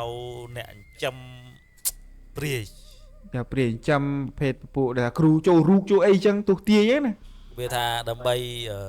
យកមកធ្វើជាបរិវារអី បាទបរិវារសម្រាប់រលាភសក្ការៈ ហ្នឹង បាទ យក ហ្នឹងហើយបងវែងឆ្ងាយទៀតឡើយចាំវគ្គក្រោយរឿងហ្នឹង វគ្គក្រោយ បាទ ឥឡូវ ចូលដល់រឿងមួយទៀតនោះគឺរឿងខ្ញុំសរសៃនតាព្រាយនតាលងវិញម្ដង ព្រាយតាឡងនៅចិត្តគ្នា ព្រាយហ្នឹងជាមួយខ្ញុំនិយាយសិនចេះពេលហ្នឹងគឺម្ដាយខ្ញុំត្រូវអ្នកតាធ្វើអ្នកតាហ្នឹងគឺមានឈ្មោះថាអ្នកតាកគីទៀត អូ បាទទី1គឺពេលហ្នឹងម៉ាក់ខ្ញុំគាត់ទៅផ្សារគាត់ជិះកង់ជិះកាត់អាតាមផ្លូវហ្នឹងហើយដើមជទាលធំមែនទែនកន្លែងហ្នឹងអ្នកភូមិក៏គេថាព្រាយអ្នកតានៅហ្នឹងដែរ ប្រហែលជាមានពួកដើមចទាលហ្នឹងធំ បាទព្រាយអ្នកតាគឺវាខុសពីព្រាយធ្មប់ដែលគេចិញ្ចឹមព្រាយអ្នកតាហ្នឹងគឺបានន័យថាឲ្យតែណាគេខុសមកខុសកង់លោកតាគឺប្រើព្រាយហ្នឹងឲ្យទៅក្តិចខ្ញាំមួលហើយ ដើម្បីបានសណែននៃ បាទហ្នឹង ហើយកូនចៅណារៀងទីជីកាត់កន្លែងហ្នឹងឆ្លើយឬក៏របៀបថាមិននឹកនាគាត់ក្នុងចិត្ត មានថាឲ្យតែរាសីដាក់ឬក៏និយាយពីនេះដែរគឺតាម តាមហ្នឹងហើយក៏ប្រាប់ថាអូឯងទៅធ្វើមីនេះមួយអានោះមួយអញ្ចឹងណាបាទ ជិះកាត់ឬក៏ក្មេងៗដើរអញ្ចឹងណា ប៉ុន្តែបើអ្នកតំណាងរឹងអត់ធ្វើអត់ចូលទេ មានថាអ្នករាសីគៀបរាសីដាក់ រិស័យដាក់ចាស់គេថារិស័យដាក់អរៈជន់ណា ដល់ពេលហ្នឹងគឺចេះម៉ាក់ខ្ញុំក៏គាត់ទៅផ្សារមកវិញគាត់ចេះថាចុងមានអារម្មណ៍ថាចម្លែកឈឺក្បាលវិលមុខហើយតិចឆ្អឹងខ្នងរហូតបាទពេលហ្នឹងមកលោបានប្រហែល2ថ្ងៃគាត់ក៏ចាប់ផ្ដើមអាមេឃក្តៅសោះក៏គាត់ល្ងាដែរហើយចៃដន្យអីពេលហ្នឹងខ្ញុំទៅផ្ទះបងខ្ញុំទៀតទៅមួយក្មួយឲ្យគាត់នៅតែឯងសម្រានលើផ្ទះហ៎ហើយចោះធម្មតាចាស់វាដូចជាក្មេងៗដែរគេអត់ឲ្យដើរចោលទេតែពេលអញ្ចឹងមានអីហើយណាមួយរិស័យគាត់ដាក់ទៀតហើយចំនឹងព្រាយតាគេតាមមកធ្វើគាត់ទៀតវាពិបាកអញ្ចឹងហើយស្របពេលហ្នឹងគឺគាត់លេបថ្នាំអីចាក់ថ្នាំអីគឺអត់ជុលទេពេលនោះក៏គាត់សង្ស័យខ្លួនគាត់ថាអាកូនម៉ែមិនមានតែជំងឺនឹង មួយបែរថា វាមានអាមើលមិនឃើញ គាត់ឈឺហើយគាត់ឈឺប៉ុន្តែគាត់ព្យាបាលមានអារម្មណ៍ថាគាត់អាចនឹងមានផ្លូវក្នុងផ្លូវក្រៅអីចឹងណា បាទ អូ តែគាត់ដល់ពេលរួចក៏ប្រាប់ខ្ញុំថា ឲ្យទៅរកគ្រូមើល បាទហ្នឹងហើយអាកូនឯងទៅមើលឲ្យម៉ែតិចមកម៉ែដឹងខ្លួនម៉ែមិនជំងឺសុខភាពផ្ទាល់របស់ម៉ែទេ អូ អញ្ចឹងខ្ញុំក៏ទៅខ្ញុំមានសំណែនត្រួយគេហៅថាត្រួយមិនសំណែនយកសែនអានេះត្រួយយកទៅរកគ្រូមើល មាន បាទដល់លោកគ្រូហ្នឹងគឺគាត់ ទៀនអីចឹង បាទធូបទៀនបរិយមលូស្លាហើយបច្ច័យតិចតួចទៅតាមសទ្ធារបស់យើងឯង យើងទៅសួរថាគាត់ត្រូវអីចឹងគាត់មានអីពីក្រៅអីចឹងណា ហ្នឹងហើយសួរទៅដល់ខ្ញុំសួរចែថ្វាយអង្គមគាត់3ដងលើកជូនសំណែនទៅត្រួយហ្នឹងទៅ ប្រាប់ពីដំណើរដំណងគាត់ថាអាចៅឯងណាគេត្រូវអីខ្ញុំគាត់ថានេះលោកគ្រូអ្នកម្ដាយរបស់ខ្ញុំហ្នឹងមិនដឹងជាអាការៈអីទេចាក់ថ្នាំក៏អត់បាត់លេបថ្នាំក៏អត់ចូលដែរហើយគាត់ក៏សង្ស័យខ្លួនគាត់ពេលរួចក៏គាត់ចុះគ្រូគឺគាត់ដឹងបាត់ហើយប្រាប់ពីអាការៈគាត់ដឹងបាត់ហើយគាត់ថាអូអត់អីទេម៉ែចៅឯងប្រកាសជាពពួកអាភាពថាសភាវៈមើលមិនឃើញណាតែពេលរួចក៏ចាប់ផ្ដើមគាត់បើកសភៅគុណគ្រូគូទាត់លត់សើយអាវាថាតាមជើងលេខបាទថ្ងៃខែកំណើតអីហ្នឹងហ្នឹងហើយក៏សួរថាម៉ែកើតឆ្នាំអីថ្ងៃអីខែអីចឹងទៅពេលរួចក៏គាត់អូម៉ែអាចៅឯងហ្នឹងឆ្នាំនេះអាយុ69ឆ្នាំហើយចឹងតំណាងគាត់គឺឆ្នាំហ្នឹងគឺត្រូវតាធ្វើតែម្ដងអញ្ចឹងដល់ពេលខ្ញុំគាត់តែដឹងខ្ញុំថាអូតាហ្នឹងគឺមានតែមួយហ្នឹងឯងព្រោះផ្លូវហ្នឹងផ្លូវម៉ែខ្ញុំគាត់ជីកាត់ឆ្លងកាត់ទៅផ្សាររងថ្ងៃផ្លូវហ្នឹងមានដូចជាដើមជាទៀវធំហើយហៅតាអីតាកូគីតាមួយទៀតគេហៅតេមាសបាទផ្លូវថ្នល់កន្លែងហ្នឹងក៏មិនក៏គេធ្វើត្រង់ដែរតែគេសុខចិត្តវៀងគ្រឿងចាក់ទៅកន្លែងគឺខូចបំណងអាហ្នឹងវាមិនខុសពីអាដើម7វិញនឹងយកកាត់ដើមប៉ុន្តែដោយសារតែព្រាហ្នឹងគឺវាអត់ធ្វើអីឲ្យអ្នកស្រុកអ្នកភូមិស្អប់ខ្ពើមទេគ្រាន់តែបោះរវ៉ាលោកតាគាត់កូនចៅណាអត់ពើគាត់មួលក្តិចអីចឹងដែរគាត់យកសំណែនអីហ្នឹងបាទយកសំណែនយកអីហ្នឹងទៅហើយកូនចៅដែរនឹកនេះគាត់កាច់មួយឃ្លានចេកឃ្លានមន់នេះអីចឹងទៅលោកតាហ្នឹងគឺសំណែនគាត់មានមុខអីតែមន់ស្ងោទេក្រៅពីហ្នឹងគឺអត់យកអីតោះមន់ស្ងោហើយនឹងស្រាថ្នាំអ្នកតាមានសំណែនតែប៉ុណ្្នឹងចេកបាទអត់ទេលោកតាខ្លះចេកគាត់កាន់សិលហូបចេញទៀតប៉ុន្តែបើសិនជាអ្នកដូចជាបនដងវាយអីផ្សេងថាបើសិនជារកស៊ីមានបានឧទាហរណ៍ថាលោកដីដាច់អីទៅគេដាក់ក្បាលជ្រូកហ្នឹងអាហ្នឹងគឺគេយកទៅសែនតាមពាក្យបំណន់របស់គេហ្នឹងហើយឥឡូវវិលមករឿងយើងវិញអាពេលហ្នឹងគឺខ្ញុំទៅរកលោកគ្រូមើលលោកគ្រូនឹងថាម៉ែចៅឯងឆ្នាំហ្នឹងគឺតំណាងម៉ែចៅឯងឆ្នាំហ្នឹងគឺត្រូវតាធ្វើហើយអញ្ចឹងចៅឯងត្រូវតែទៅវិញអុជធូបចំនួន5សរសៃហើយបវលចំនួន7ជុំលើខ្លួនប្រាណដែលបោះម៉ែចៅឯងហ្នឹងបជីវាទៅខ្ញុំក៏ឆ្ងល់ថាបជីមិនលោកគ្រូអញ្ចឹងណាតាំងបជីទៅយកគេទៅ7ទេធូបយើងឲ្យធូប5សរសៃមកយើងបួងសួងទៅថាអស់លោកអត់ទេយើងកាន់ឆោអញ្ចឹងដូចថានេះម៉ែយើងមិនសម្រានអញ្ចឹងហើយយើងឈរពីលើគាត់អញ្ចឹងមកដូចថាលើក្បាលក្រែអញ្ចឹងណាឈរបវលចំនួន7ជុំមកបវលដែរយើងឲ្យទិសបដើហើយអស់លោកតាចាស់ស្រុកអីចឹងណាលោកកូនចៅបានរកឃើញថាអស់លោកចេះ2ចុះ3អញ្ចឹងទៅធ្វើម៉ែខ្ញុំអញ្ចឹងវេលាពេលនេះគឺមិនតន់ដល់ថ្ងៃកំណត់ទេអញ្ចឹងថ្ងៃសៅរ៍ឬថ្ងៃអង្គារយើងកំណត់ទៅថ្ងៃដែលតាទទួលសំណែនមាន2ថ្ងៃសៅរ៍ហើយថ្ងៃអង្គារបាទតែពេលអញ្ចឹងខ្ញុំក៏ចាប់ផ្ដើមថាឧទ្ទិសដូចថាគេហៅបជីចាស់ថាបជី1 2 3ជីទៅអញ្ចឹងណាអាហ្នឹងគេហៅភាសាខ្មែរហៅដែរថាបជីដើមចាស់តែពេលខ្ញុំបាន7ជុំហើយខ្ញុំក៏ថាអស់លោកអ្នកតាម្ចាស់ទឹកម្ចាស់ដីដែលស្ថិតថែរក្សានៅក្នុងភូមិនេះឥឡូវកូនចៅបានរកឃើញថាអស់លោកមានការប្រកែកប្រកាន់ថ្នាក់មកកាន់អ្នកម្ដាយរបស់ខ្ញុំអញ្ចឹងឥឡូវកូនចៅបានរកឃើញថាអស់លោកនេះមានការប្រកាន់ឥឡូវដោះលែងដកហូតពីអ្នកម្ដាយរបស់ខ្ញុំទៅខ្ញុំនឹងដល់ថ្ងៃខ្ញុំយកសំណែនទៅថ្វាយមានដូចជាអញ្ចឹងយើងប្រាប់ទៅមន់ស្ងោធូបទៀនមលូស្លាបារីហើយនឹងស្រាស្កគ្រាប់អីចឹងទៅច្រើនស្រាសសាថ្នាំអីហ្នឹងបាទដល់ពេលហ្នឹងបើឲ្យមើលខ្ញុំចាប់ផ្ដើមដុតធូបវឹបអស់ប្រហែលជាប្រហែលមួយថ្នាំងដៃទេចុះពេលយើងរកត្រូវម៉ែខ្ញុំគាត់ងើបភាសាបបrồiអាកូនឯងទៅបបឲ្យម៉ែមួយឆ្នាំងើបឈិលហើយបាទហើយយើងនឹងសប្បាយចិត្តណាចុះឃើញម៉ែយើងធូរត្រូវហើយចាក់មើលថ្នាំអស់រាប់ម៉ឺនណា3 4ថ្ងៃហ្នឹងអត់ជាណាមកជាអាធូបបអីនេះចេះឡាគុំសំអាយុបាទហើយរងថ្ងៃបងប្អូនត្រូវតែជឿបើមិនជឿទេកុំឲ្យប្រមាថខ្ញុំឆ្លងកាត់ខ្លួនឯងផ្ទាល់ហើយជាធម្មតាទំនៀមទម្លាប់បងប្អូនខ្មែរយើងតាំងតែពីដូនតារាប់ឆ្នាំហើយជំនាន់ហើយពីមុនមកគឺ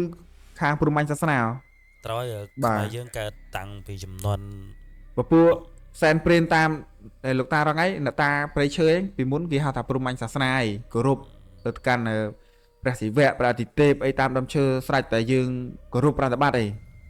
ឡូវក៏វានៅតែមានចឹង ឥឡូវនៅតែមានប៉ុន្តែ អ្នកជឿក៏ជឿក៏មិនជឿក៏អត់ដឹងថា ជាពិសេសក្មេងៗចំនួនក្រោយនេះគឺគាត់អត់សូវបានចាប់អារម្មណ៍ទៅលើរឿងអស់ហ្នឹងឯងពួកគាត់តែងតែទៅទីកន្លែងណាគឺពួកគាត់តែងតែប្រមាថឯងអញ្ចឹងគឺនៅក្នុងវីដេអូនៅវេលារាត្រីនេះគឺខ្ញុំចែកសូមផ្ដែផ្ដាំទៅកាន់ក្មួយៗបងប្អូនអីចឹងបើសិនជាទៅទីកន្លែងណាដែលគេគោរពប្រតិបត្តិអីចឹងឬក៏ឃើញទីសក្ការៈអីមួយសូមមេត្តាកុំអោយមើលងាយឬក៏ប្រមាថកាត់ទាននៅទីកន្លែងហ្នឹងអីបើសិនជាយើងមិនគោរព លើសមាត់លើសក បាទប្រយ័ត្នទៅវាបញ្ហាអស់ហ្នឹងគឺมันងាយស្រួលទេ សិតអ្នកធ្លាប់ជួបបានដឹង បាទខ្ញុំធ្លាប់ជួបខ្លួនឯងផ្ទាល់ហើយ ឥឡូវតទៀត បាទឥឡូវចូលមករឿងយើងវិញមកហើយពេលហ្នឹងម៉ែខ្ញុំគាត់ក៏ចាប់ផ្ដើមងើបរកបបររកអីហូបណាអាកូននេះម៉ែដូចឃ្លានបបរឃ្លានអីចឹងឥឡូវ ចាំដើមរកត្រូវជា ទៅជាដល់ពេលឥឡូវចូលដល់រឿងក្តៅគុកមួយដល់ថ្ងៃដែលយើងត្រូវយកអាសំណែនហ្នឹងយកទៅថ្វាយលោកតាហ្នឹង ស្វ័យ កំពុងតែសែនហើយពេលហ្នឹងមិនភ្លៀងទៀត អូពេលមិនភ្លៀង បាទយើងដាក់ថ្ងៃអង្គារថា ថ្ងៃណា ថ្ងៃអង្គារអាថ្ងៃយើងយកទៅសែនហ្នឹងថា ថ្ងៃទី ដល់ពេលរកឃើញ 9 ហ្នឹងហើយក្នុងថ្ងៃ19ថ្ងៃ20ហ្នឹងឯង អា ពេលរកឃើញទៅថាអស់លោកខ្ញុំបាទរកឃើញថាអស់លោកប្រកែប្រកាន់ហើយឥឡូវកូនចៅកំណត់ថ្ងៃទៅថាថ្ងៃអង្គារកូនចៅនឹងយកសំណែនទៅជូនដល់កន្លែងផ្ទាល់ដល់ពេលដល់ថ្ងៃកំណត់យើងត្រៀមអស់ហើយសម្ភារៈទាំងអស់ហ្នឹង មានមន់ ឧបករណ៍សម្ភារៈដែលយើងនិយាយថាយកទៅថ្វាយហ្នឹង ទូនទៀនធុកអីចឹង រៀបនឹងទៅខ្ទង់ម៉ោង5 6យើងចេញទៅណាហើយភ្លៀងមកវឹបដូចសាក់សិតហ្នឹងណាម៉ែអើយចាំចង់2ម៉ោង3ម៉ោងភ្លៀងតាំងពីម៉ោង6រហូតដល់ម៉ោង9 9យប់ 9យប់ហើយបើសិនជាចូលដល់ម៉ោង12វាឆ្លងថ្ងៃចូលថ្ងៃពុធបាត់ហើយហ្នឹង ឆ្លងថ្ងៃយើងលើកថ្ងៃទៅថ្ងៃសៅរ៍វិញ បាទខ្ញុំគិតថាលើកថ្ងៃដល់ថ្ងៃសៅរ៍ប៉ុន្តែវារាំងទៅក៏យើងទៅពឹបពងតែរៀបចំសម្ភារៈនឹងសែនហើយអាកូនចៅគាត់អាព្រាយហ្នឹងលងបន្លាយយើងទម្លាក់មេឃឈើមេឃអីមកតែអត់មានឃើញឮសំឡេងអីទេ ប្រៅ ឈឹង ឈឹង វត្តភ្លើងទូរស័ព្ទឈួនមើលអត់ឃើញ អីជាធម្មតាបើសិនជាវាតម្លាក់អីមួយមេឈើធ្លាក់វាត្រូវឃើញមេឈើ បាទបើសិនជាធម្មជាតិវាបាក់មេឃមែនឃើញស្រស់តែនេះអត់ទេយើងកំពុងតែអុជធូបថ្វាយបន្នំបែបបន់លោកតាអញ្ចឹងណាគូ ប្រៅ ប្រៅឈឹងពេលហ្នឹងខ្ញុំចាប់ផ្ដើមស្រាកចិត្តហើយនឹកឃើញដល់អារឿងដែលខ្ញុំធ្លាប់ជួបកាលពី13ឆ្នាំអាយុ13ឆ្នាំ ហើយយើងដឹង អារឿងព្រាយដើម7ប្រភេទដឹងចុះយើងមានអីយើងធ្លាប់ឆ្លងកាត់ដែរខ្ញុំគាត់ថាអាយ៉ាក្នុងចិត្តខ្ញុំគិតដែរខ្ញុំដោះវឹបដូចតែចំ អានេះលេងហើយ លេងហើយមានអារម្មណ៍តិចចឹងហ្នឹងហើយចាំអាចំណូភ្លៀងអាលឹមតិចវាមិនដាច់ក្របទេណា តាមដាច់ក្រោយនេះមកភ្លៀងមួយយប់មួយថ្ងៃនោះ បាទដល់ពេលមានអីទៀតខ្ញុំក៏ចាប់ផ្ដើមចំមិនខ្វល់ទេយើងអានេះគាត់និយាយបោះទៅវ៉ាគាត់ទេដោយសារតែយើងទៅគេចុះពីលើអាសនៈគេដើមឈើ ស្ដាប់ថាពេលដែលលឺប្រៅហ្នឹង 100% មិនជាមេឈើ មិនមែនទេបើមិនឈើគឺយើងឃើញហ៎ អា ចុះអាកន្លែងលោកតាហ្នឹងគឺមិនមានដើមឈើធំហ៎ មានដើមឈើហើយ សូម្បីតែពេលថ្ងៃបងប្អូនខ្ញុំ មានហេតុចូល ចូលទៅក៏ព្រឺសបល់ដែរម្នាក់ឯងហ៎ ហៅដើមកគីជុំវិញ បាទហើយកន្លែងហ្នឹងប្រជាពលរដ្ឋយើងក៏អត់ឈូសឆាយទុកកន្លែងហ្នឹងសម្រាប់ធ្វើជាទីសក្ការៈអ្នកស្រុកអ្នកភូមិមកសែនព្រេនសុំទៅភ្លៀងអីចឹងទៅ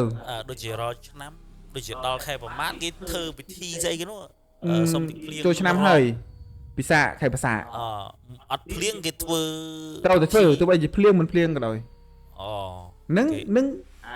អីតន់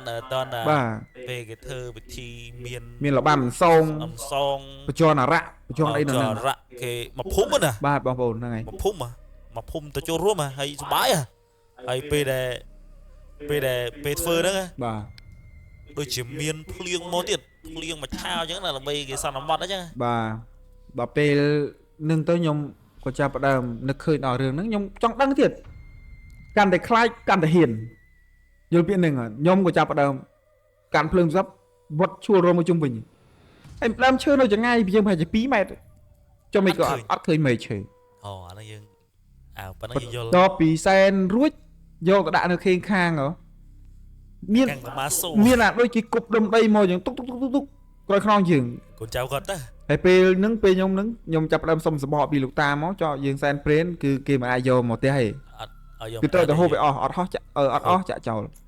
ទោះបីដោយដំណាក់កាលណាមួយក៏ដោយគឺយើងត្រូវតែទុកនៅនឹង ត្រូវតែទុក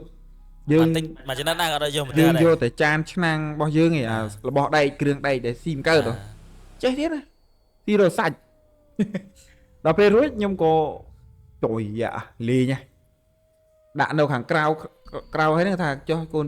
ចៅគាត់មានអាខ្លះចូលបានអីចឹងទៅមានដូចជាវិញវាលអីចឹងទៅណាយើងជឿទៅតាមចាស់ដែរ យើងកងវិល បរិញគង់វាលយើងដាក់ទៅប៉ុន្តែបើជាអត់ឆ្អែតហ្នឹងបានជាចាប់ផ្ដើមបញ្ចេញជាអាការៈមួយក្បែរយើងនឹងបដ ாய் ឬសបកខ្ញាតែ តែតាមហ្នឹងទៅខ្ទមហ្នឹងគឺមានដើមឈើខ្ពស់ បាទ ទៅឆៃទៅចាក់ ស្រងហ្មងស្រងបើថ្ងៃវិញណាយើងមិននិយាយយប់និយាយតែថ្ងៃឲ្យទៅហ៊ានចូល ចាក់លឹប còn là flowចូលចេះវិញដើមឈើស្រោបស្រឹបដល់ ចាក់ជីយើងព្រាសដល់ ម្នាក់ឯងមិនហ៊ានចូលទេបើសិនជាអ្នកដែលចេញចូលតាមនឹងធ្វើស្រែចម្ការរងឯងគាត់ដឹងទឹកដីអត់អីទេបើសិនអ្នកមិនដែលចូលទៅកន្លែងហ្នឹងខ្លាចប្រយខ្ញុំនិយាយនេះមានអារម្មណ៍ថាមិនចង់រំលឹកទេបងប្អូនទេគឺជាក់ស្ដែងខ្ញុំឃើញផ្ទាល់ ឥឡូវយើងតសាច់រឿងរបស់យើង ដោយសារតែខ្ញុំធ្លាប់ជួបរឿងទាំងអស់ហ្នឹងហើយបានជាឃើញ admin ឃើញបងគាត់ចង់ឲ្យប្រិមិត្តមកបញ្ចេញមតិនៅកន្លែងគាត់ផ្ទាល់ហើយខ្ញុំបានមកដល់ហើយនេះក៏ខ្ញុំអរគុណគាត់ផងដែរហើយឥឡូវចូលរឿងហ្នឹងវិញកុំឲ្យតន់អាលបែកអារម្មណ៍ទៅណាបងប្អូននៅសាច់រឿងឆ្ងាយទៀតហើយដល់ព្រឺព្រួយជាងហ្នឹងទៀតនៅពេលហ្នឹងខ្ញុំក៏ចាប់ផ្ដើមអង្គុយហូបអាមនស្ងោដែលយើងសែនលោកតារួចយើងមិនបេះយើងបេះជើងមនយើងបេះកមនទុកឲ្យគាត់គ្រឿងក្នុងអីតិចតួចហ្នឹងណាអញ្ចឹងយើងយកតែតួខ្លួនមកសិនទេតួខ្លួនមកហូបឯងដោយសារតែយើងសែនចំនួន3ដងហើយ ហ្នឹងលើកទី1ទី2ទៅយើងអត់ដាក់អីទេគាត់យើងកម្រុកកិច្ចទេជើងមន់យើងអីចឹង បាទនៅពេលខ្ញុំចាប់ផ្ដើមសែនខ្ញុំចាប់ផ្ដើមនិយាយហើយថាឥឡូវថ្ងៃនេះថ្ងៃជាវេលាល្អជាវេលាបានចំថ្ងៃអង្គារអញ្ចឹងណាអស់លោកអើយអញ្ជើញមេតាមកខ្សែផ្សោយគេនៅកាយាបូជាដែលកូនចៅបានលាបានបែបបនកាលពីប្រហែលថ្ងៃមុនដែលធ្វើអ្នកម្ដាយរបស់ខ្ញុំឈឺស្កាត់អីទៅយើងរៀបរាប់ហូរហែអញ្ចឹងទៅចំនួន3ដងយើងមិនយកសបកហ្នឹងមកហូបបើចាស់គេហៅថាសុំសបកលោកតាអញ្ចឹងណា ហ្នឹងសបកលោកតាហ្នឹងហើយពេលយើងសែនអីយើងចេះយកហូបយើងចេះឧបកិច្ចទៅ បាទបងប្អូនអញ្ចឹងហ្នឹងហើយដូចគាត់និយាយអញ្ចឹងបងប្អូនដល់ពេលរួចហូបចាប់ផ្ដើមលេងចំនួន3ដងស្រាក់ដូចគេចូលអាកពីងថ្នោតយើងទុកពេលក្នុងពេលខ្ញុំពងហូបហ្នឹងខ្ញុំដាក់ភ្លើងទូរស័ព្ទពីលើផងហើយដាក់ពីខាងផងប៉ុន្តែដល់ពេលនេះអាក្រោយខ្នងយើងល្ងឹតឈឹងមានអីព្រឹសជើខ្នងដែរហើយណាមួយចង់ដឹងបែរភ្លើងទូរស័ព្ទមួយទៅក្រោយវឹបហើយមកពីក្រោយក៏ឃើញដែរអានេះកូនចៅគាត់ហើយយើងដឹងបាត់ហើយ បាទប៉ុន្តែពលឹងពពួកអមនុស្សហ្នឹងគឺមិនមែនជាលក្ខណៈប្រភេទអាក្រក់ទេមិនកាច់សាហាវទេនឹងក៏គាត់ជាបរិវារលោកតាឬក៏ជាផ្នែកជាច្រមុះអញ្ចឹងណាបើចាស់គាត់តែងថាអានឹងហើយជាផ្នែកជាច្រមុះជារបស់លោកតានោះបើមិនជាមិនពេញចិត្តអីលោកតាគាត់តែប្រាប់ឯងថាឡូវទៅកែខ្ញុំវាតិចទៅហើយបើនិយាយរឿងអញ្ចឹងមួយទៀតបែករឿងមួយទៀតហើយអញ្ចឹងបានចេះតែចាស់ដូចជាអ៊ំតាយាយប្រាប់ខ្ញុំណាគាត់ថាអាវ៉ាឯងអាក្មួយឯងមុននឹងចូលដេកដំណំមុនគេបើសិនជាមិនសូត្រអ្នកម៉ូ3ចប់ទេក៏ថ្វាយអង្គមក្បាលតំណេចំនួន3ដងដែរ អាហ្នឹងគេតំណំ បាទប្រការការពារបើសិនជាយើងនិយាយអូនដាក់នៅពេលយើងដេកលក់ហេតុអីបានយើងយល់សពអាក្រក់ ខ្មោចកត់ បាទអាហ្នឹងវាអាចនឹងពពួកព្រាយតាឬក៏ភេទអីមកលោលេយើងអញ្ចឹងណាបើសិនជាយើងតំណាំងរឿងអត់អីទេតែបើសិនជាយើងតំណាំងទុនវិស័យដាក់ត្រូវតែបើមិនសពអាក្រក់ទេក៏ខ្មោចកត់ដែរ អាយ៉ាខ្មោចកត់ ហើយបើសិនជាយើងបានគោរពប្រតិបត្តិតាំងពីរឿងហ្នឹងគឺมันមានអីមកលងឡាយដេកបិទភ្នែកគឺលក់ស្កប់ទល់ភ្លឺខ្ញុំដកផ្សោតខ្លួនឯងដឹងហើយ អានេះវាជាដំណេករបស់យើងអញ្ចឹងណាដើម្បីយូរទៅវាមានអីដែលវាជាទំនៀមទម្លាប់ពីដើមដែលបុរាណចាទុកដែរអញ្ចឹងណា បាទ វាអាចមានហើយអាចទៅធ្វើរឿងអញ្ចឹងតាមមើលក៏លោវាអាច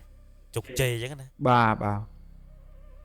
ឥឡូវយើងមានអីទៀត នៅមានរឿងច្រើនណាស់រឿងវាមិនអស់ទេខ្ញុំនិយាយទៅថាវាបើ មានរឿងច្រើនទៀត បាទបើបងប្អូនខ្លះគឺគាត់បើសិនជាអ្នកឆ្លងកាត់គាត់ជឿហ៎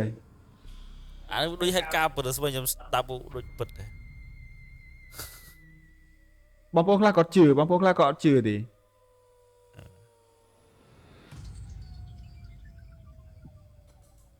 ទឹកមួយសិន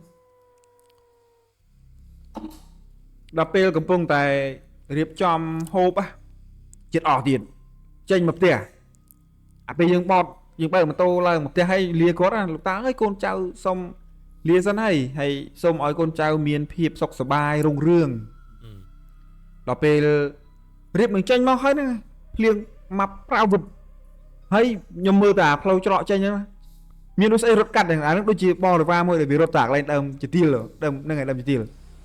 វារត់ទៅជំរកវាហ្នឹងបើតាមជាខ្ញុំស្មានមើលវាឲ្យយើងឃើញបានតិចឆ្វាច់បើយើងឃើញបានតិចហ្នឹងស្រឹបពេលនេះខ្ញុំទៅគ្នាខ្ញុំ2នាក់ដល់ពេលរួចខ្ញុំក៏សួរគាត់ថាអាម៉ាអីមានឃើញអត់អាម៉ាខ្ញុំនឹងវាមានចាំមានចៅអារម្មណ៍អីឡើយតែយួរអាកច្រែងយួរអាចានឆ្នាំងដែលយើងហូបហ្នឹងហើយគេថាស្អីគេខ្ញុំថាចាំមានឃើញអត់មិញហើយទីឲ្យបានមើលផងដល់ពេលរួចខ្ញុំថាចេះបើខ្ញុំប្រាប់វានៅកន្លែងហ្នឹងក៏បានដែរតែដោយសារតែបើយើងនិយាយនៅកន្លែងហ្នឹងគឺអត់កើតទេទី1ចាស់ថាបើឃើញអីយើងកុំនិយាយហ្នឹងដើរព្រៃក៏ដោយឡើងភ្នំទៅទន្លេទៅអីក៏ដោយឃើញអីកុំនិយាយអាភាពថារឿងចម្លែកកុំនិយាយវាអាចនឹងនាំគ្រោះចង្រៃគ្រោះភ័យមកដល់យើងដោយសារតែសម្ដីយើងដល់ពេលរួចគេឆ្ងល់ទៀតជិះម៉ូតូជិតដល់ផុតហ្នឹងស្អីគេអើយអញបានមើលដែរខ្ញុំក៏ថាចាំដល់ក្រៅទៅចាំអញប្រាប់ឃើញទៀតពេលហ្នឹងឃើញតាំងពីចេញមកប៉ុន្តែអត់តន់ប្រាប់គាត់អីពេលហ្នឹងមកដល់ថ្នល់ប្រាប់បដ ாய் ថាអញឃើញវឺតបដ ாய் ស្អីគេចាពេលយើងសែនហ្នឹងហើយមានឃើញមានលឺសលេងអីធ្លាក់អត់ហ្នឹងខ្ញុំសួរវាអញ្ចឹងណាវាថាអញលឺតាខ្ញុំជឿថាវាដឹងដែរតែវាធ្វើដឹងដល់ពេលអូស្ញាក់ដល់ពេលវិញតែខ្ញុំក៏ថាខ្ញុំក៏ថាចេះខ្ញុំក៏ថាហ្នឹងហើយអាម៉ាអាពេលហ្នឹងវឺតបើវាទៅជំរុំវាវិញណាគេថាអញឃើញដែរតែអញអាចហ៊ាននិយាយអញ្ចឹងប្រហែលជាគាត់យល់អារម្មណ៍មួយនឹងដែរអញ្ចឹងបងប្អូនចាស់ក៏គាត់តែងថាដែរបើសិនយើងដើរព្រៃឃើញអីក៏ដោយយើងកុំនិយាយឃើញហើយដែរឆ្ងល់អត់តាពូវែកបើសិនឃើញវាយើងកុំមកនិយាយថាឲ្យអញឃើញពូវែកពួកអីហ្នឹងកុំនិយាយកាន់និយាយវាកាន់តែកាចអាប្រភេទអស់ហ្នឹងយើងនិយាយថាពូដែល slow ដែរចឹងបាទនិយាយកុំមាត់អត់ចឹងកុំមាត់រឿងអស់ហ្នឹងគឺគេតំណមគេអត់ឲ្យមាត់កទេតំណមដើរព្រៃរឿងហ្នឹងគឺខ្ញុំមកដល់ផ្ទះភ្លាមខ្ញុំហៅអ្នកម្ដាយខ្ញុំថាម៉ែអើយលោកតាឲ្យម៉ែឯងបានសុខជាសុខចម្រើនទាំងអស់គ្នាហើយកូនចៅបានលាមាត់លាកអស់ហើយគាត់ក៏ធូរចិត្តធូរស្រាលទៅរហូតមកទល់ថ្ងៃនេះគាត់ជាបាទប៉ុន្តែអារឿងហ្នឹងគឺខ្ញុំដិតដាមដកជាប់មែនទែនហើយវាក៏ពាក់ព័ន្ធនឹងអាសាច់រឿងដែលខ្ញុំឆ្លងកាត់កាលពីឆ្នាំ2009មកដែរកាលហ្នឹងរឿងពិតរបស់ខ្ញុំផ្ទាល់ហើយក៏ខ្ញុំជឿជាក់ថាបងប្អូនខ្លះគឺជួបរឿងហេតុការណ៍ដូចជាខ្ញុំចឹងដែរវាទៅតាមតំបន់ទៅតាមការជឿទេហើយនៅវេលានេះគឺរឿងរ៉ាវគឺមានតែប៉ុណ្្នឹងហើយបើសិនជាបងប្អូនមាននេះសូមបញ្ចេញមតិមកក្នុងវីដេអូរបស់គាត់នេះផងអញ្ចឹងសូមឲ្យគាត់បញ្ចប់នៅសាច់រឿងនេះទៅគឺខ្ញុំអស់រឿងហើយបាទបងប្អូនហើយសូមអរគុណសម្រាប់ការតាមដានអង្គុយស្ដាប់និងក៏ដូចជាទស្សនានៅវីដេអូរបស់ពួកខ្ញុំហើយក៏ជាហើយថ្ងៃនេះគឺខ្ញុំបានធូរទ្រូងមែនតើផងដែរបានយកអារឿងរ៉ាវទាំងអស់ហ្នឹងមកបញ្ចេញចែករំលែកឲ្យបងប្អូនទាំងអស់គ្នាបានដឹងហ្នឹងហើយសូមអរគុណហើយជួបជាមួយគាត់វិញហ្នឹងហើយអរគុណមែនតើដល់វាគ្មិនរបស់យើងដែលបានចែករំលែកនៅរឿងដែលគាត់បានជួបអញ្ចឹងណាបាទដូចជាទី1គឺគាត់ជួបនឹងវាថាព្រីដើម7ណាដែលយើងស្ដាប់ទៅមិញខ្ញុំគិតថាវាជាអាចនឹងជារឿងពិតច្រើនជាងព្រោះអីគាត់ជួបតាំងពីមុនមើលគោហើយឥឡូវក៏នៅតែជួបហើយគាត់បានទៅសួរទៅព្រោះអីវាតាមមើលទៅចិត្តភូមិមែនទេចិត្តភូមិមែនអត់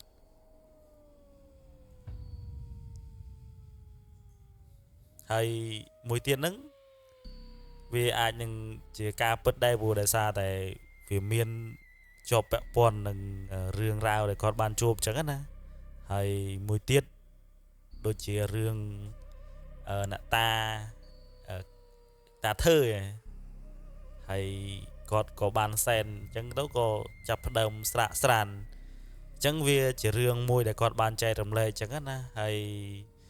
វាក៏ជារឿងមួយដែលរឿងអាគុំអូមអាមនឹងវាកើតឡើងតាំងពីយូរយារណាស់មកហើយតាំងពីដូនចតាយើងគាត់ចងក្រងទុកហើយអ្នកដែលមិនជឿក៏ជឿទៅអ្នកដែលមិនជឿក៏មិនដឹងថាម៉េចដែរព្រោះវាជារឿងបែបអាគុំមុនអាគុំដែលយើងមើលមិនឃើញទេសឹងតែមើលមិនឃើញសូម្បីតែខ្ញុំក៏50-50ហើយសាច់រឿងរបស់យើងហ្នឹងក៏វាមកដល់ទីបញ្ចប់ហើយសូមអរគុណម្ដងទៀតហើយបើសិនជាមានកន្លែងណាខុសទោះអីហ្នឹងសូមមេត្តាខន្តីអភ័យទោសផងព្រោះអីpodcast នេះខ្ញុំលើកដំបូងលើកទី1ក្នុងការធ្វើអញ្ចឹងណាហើយបានធ្វើរួមគ្នាមួយគាត់អ្នកដែលចែកម្លែកអញ្ចឹងណាអញ្ចឹងយើងនឹងមានpodcast ថ្មីច្រើនទៀតទៅនឹងអ្នកដែលចូលរួមកម្មវិធីណាហើយដូចជាចង់ទេមកក៏បានតែ call មកអញ្ចឹងជាទូទៅខ្ញុំនិយាយតែឯងអញ្ចឹងវារៀងឆ្កងបានគ្នាអញ្ចឹងនិយាយល្អហ្នឹងហើយមានបញ្ហាបច្ចេកទេសតិចតួចដោយសារយើងទៅ set up ថ្មីទេដូចប្រព័ន្ធកុំព្យូទ័រម៉ៅអីហ្នឹងគឺលើកទី1ទេហើយយើងទៅរៀនបើសិនតែមានការខុសឬអត់ professional ទេគាត់ថាយើងដាក់ម៉ៅអីកុំព្យូទ័រឬក៏ម៉ៃអញ្ចឹងទៅវាមាន yes យើង budget យើងមានប៉ុណ្ណឹងធ្វើប៉ុណ្ណឹងសិនណាសង្ឃឹមថាយើងនឹងមានអីដែលថ្មីច្រើនជាងនឹងទៀតតើទៅនឹងបច្ចេកទេស sound សំឡេងកាមេរ៉ាក៏ដូចជា system ផ្សេងដែលយើងកំពុងតែ set up អញ្ចឹងយើងមានតែការចូលរួមពីប្រិយមិត្តទាំងអស់គ្នាហើយអ្នកដែលមកថ្មីអីអាចចុច subscribe channel របស់ខ្ញុំហើយ comment មតិយោបល់ក្នុងការលំអហើយ yes ពួកយើងនឹងមានរឿងអីច្រើនទៀតរឿងផ្សេងដែលដូចជាគាត់ហ្នឹងគឺរឿងមិនមែនតែពីររឿងទេគាត់រឿងច្រើនតែថ្ងៃហ្នឹងគាត់យកទៅ2សាច់រឿងព្រោះសាច់ហើយយើងមានពេល1ម៉ោងជាងដើម្បីធ្វើសាច់រឿងយូរដែរ1ម៉ោងយើងគិតមើលទៅច្រើនណា1ម៉ោងវាស្មើនឹង60នាទីអញ្ចឹងជាចុងក្រោយមានតែប៉ុណ្្នឹងទេតើទៅនឹងសាច់រឿងរបស់យើងបើមានការឆ្កងឬក៏មានបញ្ហាអីអាច comment ដូចជាអ្នករៀមច្បងធ្វើ podcast ដូចជាគាត់អ្នកផលិតមេតិកាអីចឹងអ្នកដែលគាត់បងមានបញ្ហាអីចឹងណាគាត់ដូចជាយើងឆ្កងកន្លែងណាដូចជាបញ្ហាសំឡេង editor អីចឹងទៅគាត់អាច recommend បានអូខេខ្ញុំនឹងព្យាយាម support ទៅខាងវិញដើម្បីការកែលម្អដូចគ្នាចឹងព្រោះយើងមិនមែនជាអ្នកចេះអីទេខាងខ្ញុំអីក៏មានបច្ចេកទេសនៅស្ទើរបញ្ហានិយាយទៅយើងផ្ដោតលើ quality អញ្ចឹងវាមុនដំបូងវាមានអាចបញ្ហាអញ្ចឹងវាមានអីទេមានប៉ុណ្ណឹងហើយបើសិនជាអ្នកចង់ចែកម្លែកទៅនឹងរឿងផ្សេងជួបធ្លាប់អីចឹងអាចបញ្ចេញនៅ comment ក៏ដូចជា description ខ្ញុំដាក់លេខទូរស័ព្ទអញ្ចឹងទាំងអស់គ្នាសូមជម្រាបលាបាទ